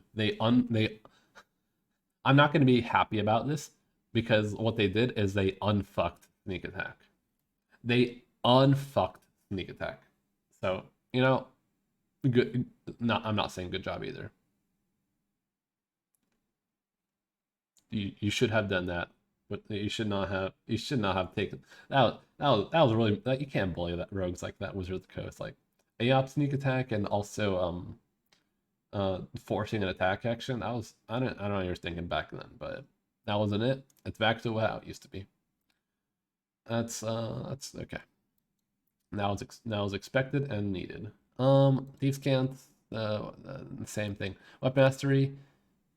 You have 2 weapon masteries. Cutting action didn't change. Steady aim. I'm gonna assume it's the same as Tasha's. Cunning strike. Cunning strike is a new interesting feature for you. Oh fuck. Oh my god, it's 10. Oh, I was telling people I'd be on tonight on VR chat. Oh, fuck. Oh. Let's get through all the classes, and I think I'll probably call it because everything else after that is probably not interesting. There'll probably be a wrap up or a summary, and then that'll be good to end on. Cutting Strike. So when you deal sneak attack damage, you can add a Cutting Strike effect. Each effect has a die cost, which you must forego the damage to use the effect. You remove the dice before rolling. You have to remove the dice before roll. Okay, you have to remove the dice before rolling. So you don't roll sneak attack and then pick. You have to decide I want to replace this many dice, and then you remove that from the roll. You can't ditch your low rolls and be like, I want a Cutting Strike. I want to see Swashbuckler because they mentioned it without going into detail. Sure, I'll give a quick read through for that. I might not be able to pick apart differences as good as you, but I'll do a quick go through. See, so let's see. So Cutting Strike, Disarm. It costs 1d6 of your sneak attack, and it forces a dex save, or they drop an item of your choice that it's holding. 1d6 sneak attack dice. You can add a toxin, force a con save. Failed save, they have the poison condition for a minute. At the end of its turn, it can repeat a save throw. You need to have a poisoner kit on your person. One sneak attack dice. If the target is large or smaller, you can force a dex save to knock it prone. One sneak attack dice, withdraw. After you attack, you can move half your speed without provoking AL. So you can spend your sneak attack dice to do special effects. That's a lot of versatility. Very cool. It's like a mini Battle Master baked into the Rogue base class. Let's see. Uncanny Dodge, Expertise. This is not noted to be different. Reliable Talent is literally just moved to a lower level. So nothing's different there. Improved Cutting Strike. You can use up to 2 Cutting Strike effects when you deal sneak attack damage, paying the die cost for each effect. Don't even have to bonus action or action to knock enemies prone. Yeah, it's just you spend your sneak attack dice. All right. When you deal sneak attack damage, you can choose an effect. It's literally just free, and your save is tied, and your save DC is tied to your dex, obviously. But yeah, it's just, hey, get fucked, roll. Roll to save.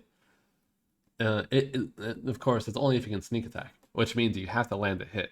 But yeah, it's kind of like the weapon mastery stuff too, which makes me Rust. If you're thinking what I'm thinking, there's some weapon mastery abilities that let you force a saving throw with each attack. So as a rogue, you can force 2 saves to save against prone condition when you land an attack, just as a thing. You can just you can use the weapon mastery trip along with Cutting Strike trip. You're gonna fall. You're gonna trip.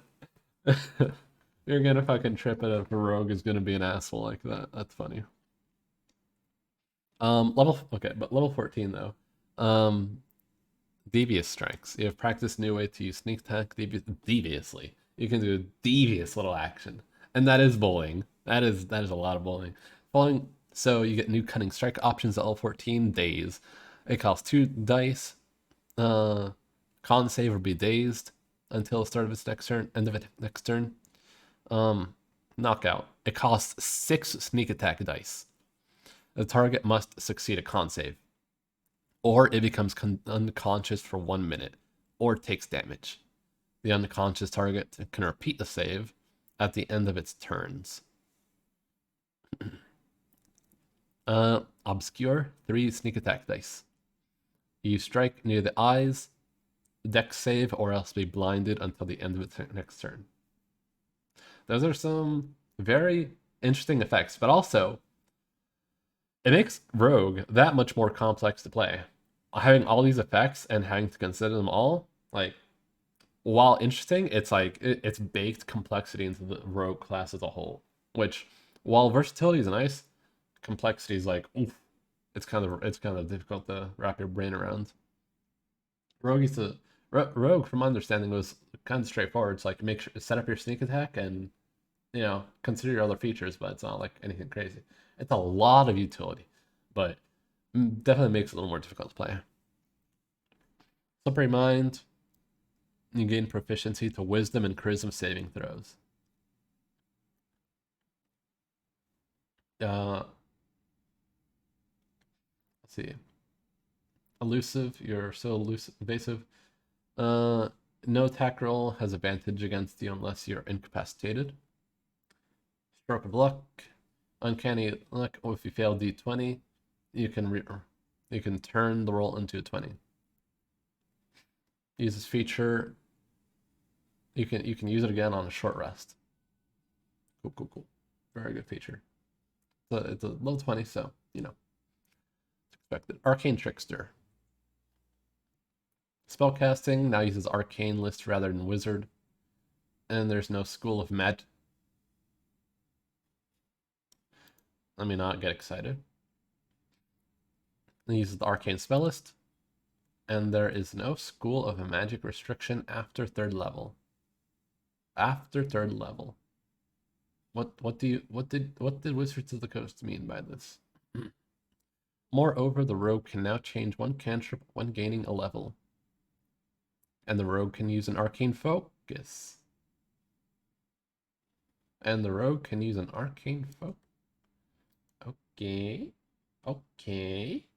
That it's not exactly what I wanted, but it makes me happy. Oh yeah, rogue doesn't have weapon bond, so it wouldn't be here in the first place. Okay, never mind. I'm very excited if they add that though to fighter. They're little spells probably. Where's trick to redesigned to allow you to use certain options from a cunning strike option with your mage hand. So you can change your cantrips every level. Well, change your cantrip per level, which is kind of cool. And arcane focus. That's big. 3 cantrips, mage hand 2 others. You can replace one of your cantrips per level, except for mage hand. When you reach 10th level, you learn another cantrip. Okay, so spell slots, prepared spells.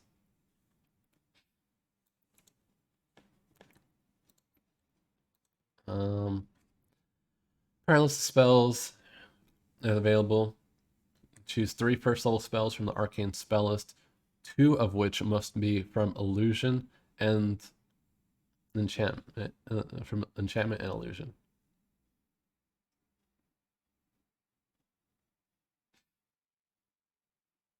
The wording here is a little interesting. So because if I'm reading this I think the wording on this is bad.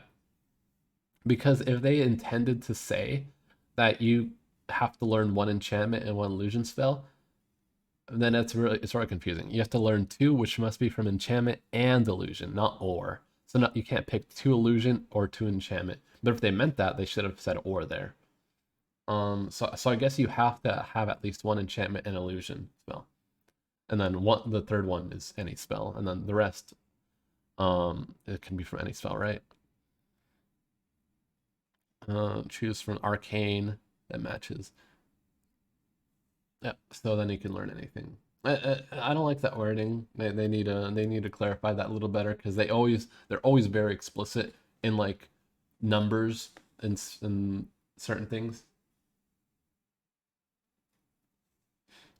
Or not an N, unless I think what Wizards meant was they said 1 of which must be from enchantment and 1 of which must be from illusion. I feel like that's what they meant. I don't know. It makes sense to me flavor wise to have at least 1 enchantment illusion spells in Arcane Trickster, and be forced to always have at least 1 of those 2 types. But that's just my interpretation of things. So you have a spellcasting focus. You can use arcane spellcasting focus, which is very exciting to me for or Eldritch Knight when the revisions come up for that. When he's Mage Hand, you can make it invisible, blah blah blah, magical ambush. I'm not so interested in the higher level features of this, really. Versatile Trickster. When you disarm or trip option with your cunning striking, can also target creature 5 feet with spectral hand.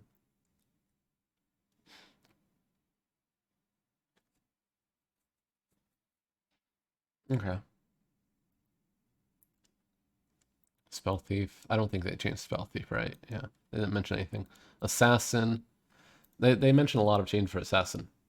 Assassinate now gives advantage on initiative rolls and extra damage, while the feature no longer requires the target to be surprised.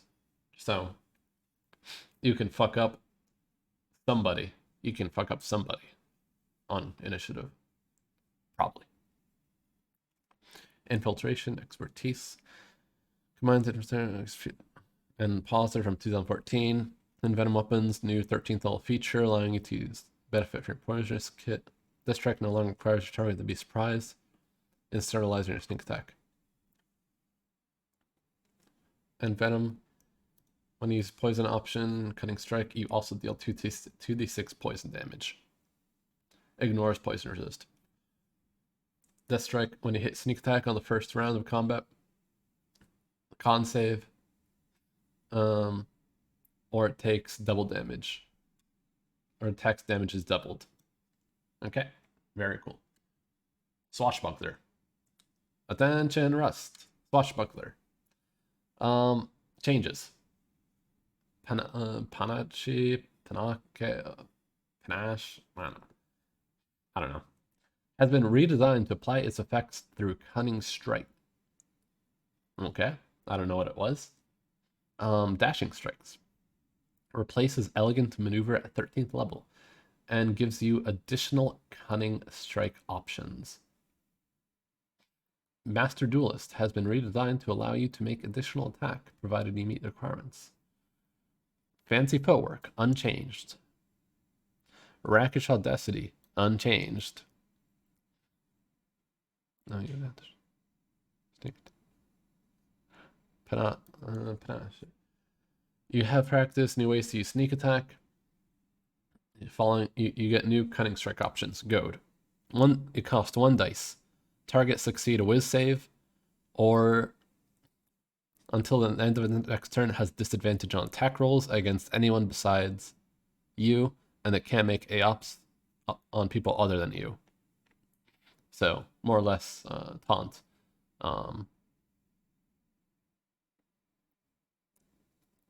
So it's the one sneak attack dice cost taunt effect.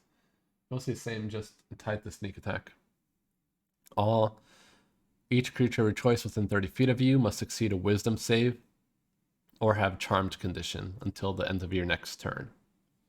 Charm everybody within 30 feet for sneak attack dice if you land an attack. Let's see. Oh, it costs 3d6. Sorry. 3d6. It costs 3d6 to charm everything in your general vicinity. Let's see. Cool. Effect into 2. Oh, they split into 2. Huh. So it sounds like a nerf to me. They split into 2 and also made it cost sneak attack dice. But no. Oh, right. They baked in the sneak attack, so you're not forced to use what? Did it cost an action? Did it cost an action to use? Let's see.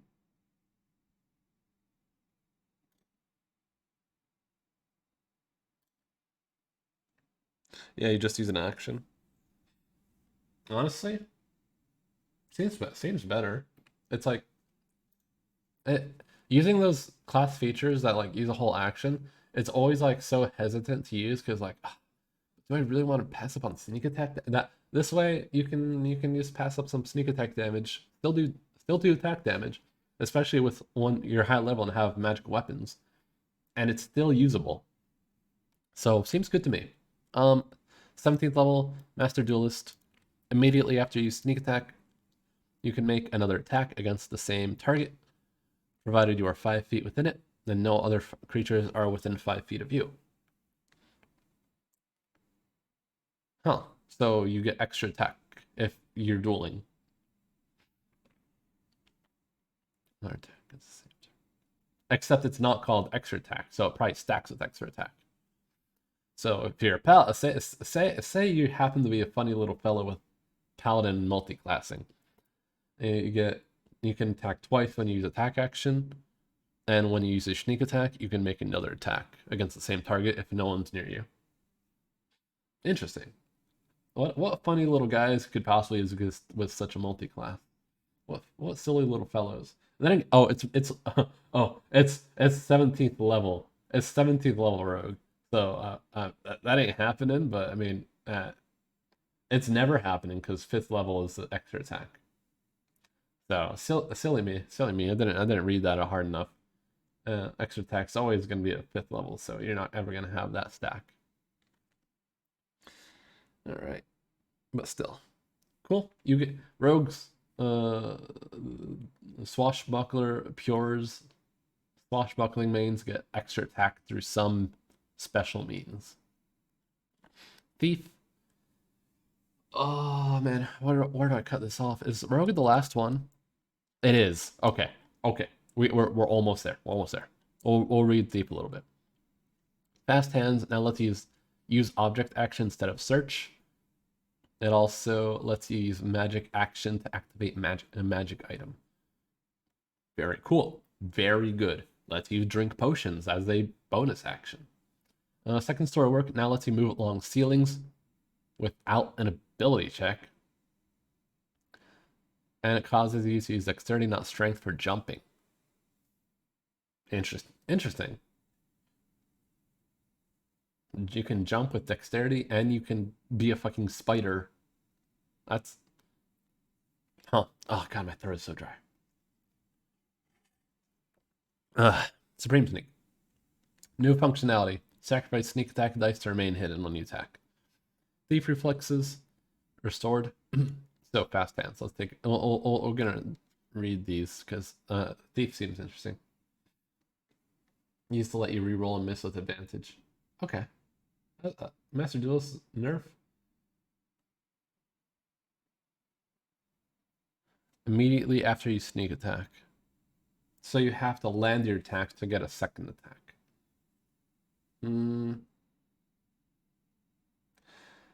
It's like higher potential, but also higher risk. It's higher risk, higher reward in my from what I understand. Them, it lets you it lets you try again after missing. If you hit in first place, then you don't get a second attack. It's only if you miss. Hey PF, I'm probably gonna wrap up soon. Reading Playtest 6 of New D&D. And also I'm trying to end quickly so I can eat and do other stuff with my night. Okay. So, but you essentially get multi attack now instead of like a chance to hit. So it's different. It's definitely a higher risk, higher reward now thing. Yeah. But nice, good to see you though, PF. Good to see you. So fast hands, bonus action, you can do on the following. Same thing, use an object, or take the magic action to use a magic item. So thieves can now use potions on bonus action. Second story work, climber, you get climb speed. On your turn, you can move on a ceiling without making an ability check, provided there's at least one handhold. There's at least one handhold during movement. But if you fall if you end your turn there without a handhold. Jumper, you can use dexterity instead of strength for jumping. Supreme Sneak, for 1d6, you can, if you have the hide actions invisible condition, this attack doesn't end the invisible condition. If you end your turn behind 3/4 of total cover. 13th level, I don't think this changed. 3 reflexes. You can lay ambushes quickly.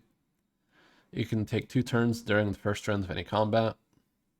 You take your first turn at normal and your second turn at your initiative -10. That is the playtest 6 content for classes. That is a lot. There are some spell changes, which are very minimal from what it looks like, so we are going to just read that and call it. Cantrips have been added to, let's see. So cantrips have been added from Xanathars and Tasha's. That's cool. Now we already know what those are. We don't have to read them. Dissonant Whispers has returned. Hex has been removed from the list. It is now Warlock exclusive spell. Shatter is now an evocation spell again. Thunderwave is evocation again. That is spells in a nutshell. Divine spell list. Oh, that's arcane spells. Okay. Cantrips added. Smite spells are paladin exclusive. Divine Steed paladin exclusive. Primal spells. Cantrips added from the old books. I think, is Elementalism new? Sounds new to me. I don't care enough to read it though. Treasure Mark is Ranger exclusive. Conjure, Volley, and Barrage are Ranger exclusive. Here's some main updates on spell descriptions. Smite spells now work with melee weapons and unarmed strikes, but not ranged weapons. And only 2 of them, Snaring and Smiteful, are on Divine. The rest are Paladin exclusive. Banishing needs concentration again, but blah blah blah. Binding Smite. I don't really care for the Smites or the Volley. Divine Smite. Here, this one is important. Divine Smite is a new Paladin exclusive spell, designed to unify the Smite family of effects. Before, they were all spells except for Divine Smite, which was just a feature. Now they're all spells, making it easier to figure out how to use these effects from turn to turn, but also exposes them to counterspell and other spell canceling effects, such as, let's say, here, let's check Divine Smite real quick. Or is it? It's alphabetical. Divine Smite vocal component. Divine Smite vocal component. That means if you are gagged, silenced in a anti-spell area, anti-magic area, you can no longer use Divine Smite. Divine Smite is now, it used to be a class feature, but you can no longer smite in anti-magic. You have to have your voice. You have to, also, you have to, vocalize it, which means, you have to make a noise with your mouth, which I guess, I mean, if you're smiting someone, you probably are making noise in combat anyway, but there's that component to it. It's vocal component, so you don't need to have a free hand. But yeah, the silencing, anti-magic, and other spell counters are definitely a noticed change, which I think everybody is going to complain about. Unless there's something in the spell that says you can't counterspell this, which I doubt. Divine Smite. Wait, Rust. I'm about to make you even more happy. Whoever counterspells Smite is a fucking monster. Yeah. Divine Smite has it costs a bonus action.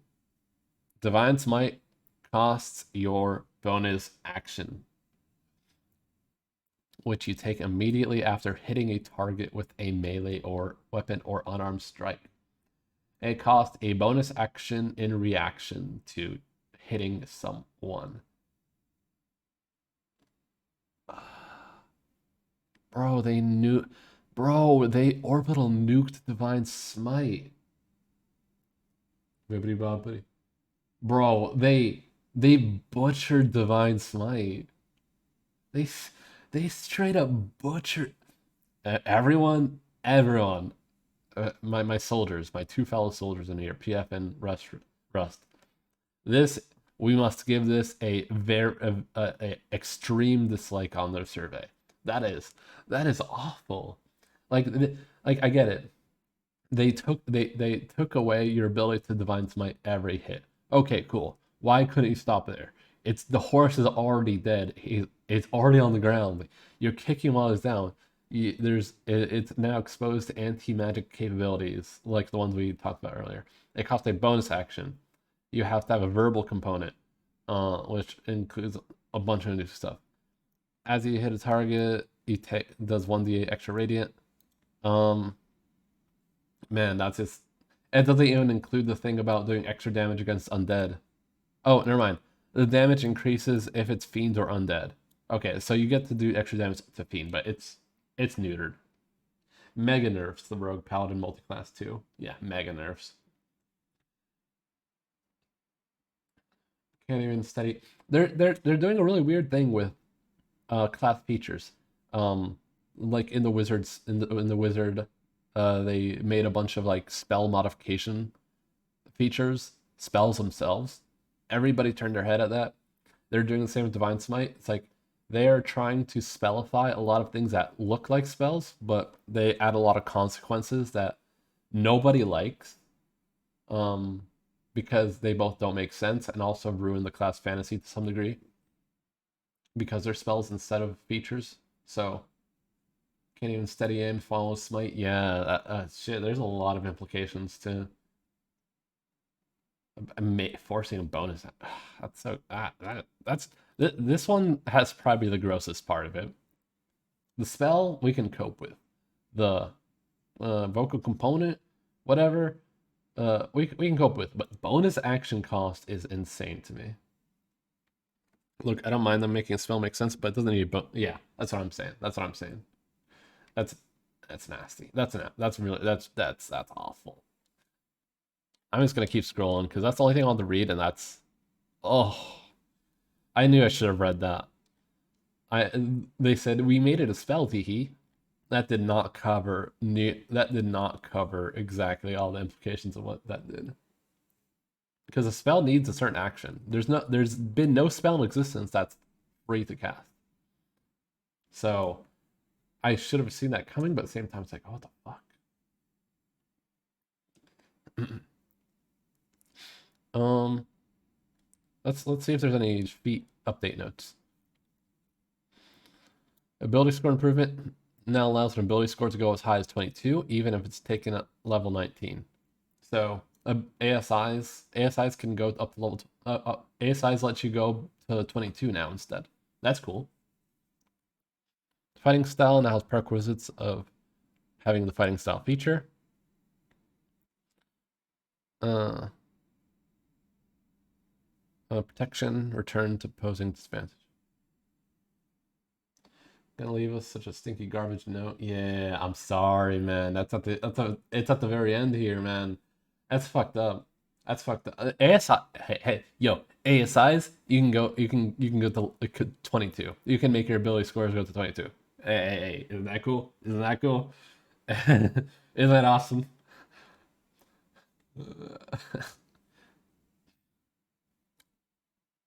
What else? Weapon updates. Each weapon has property. Short sword. Wait, wait, wait, wait, wait. Short sword has returned to being a martial weapon. Wait, wait. They took away short sword from. They took away short sword from monk.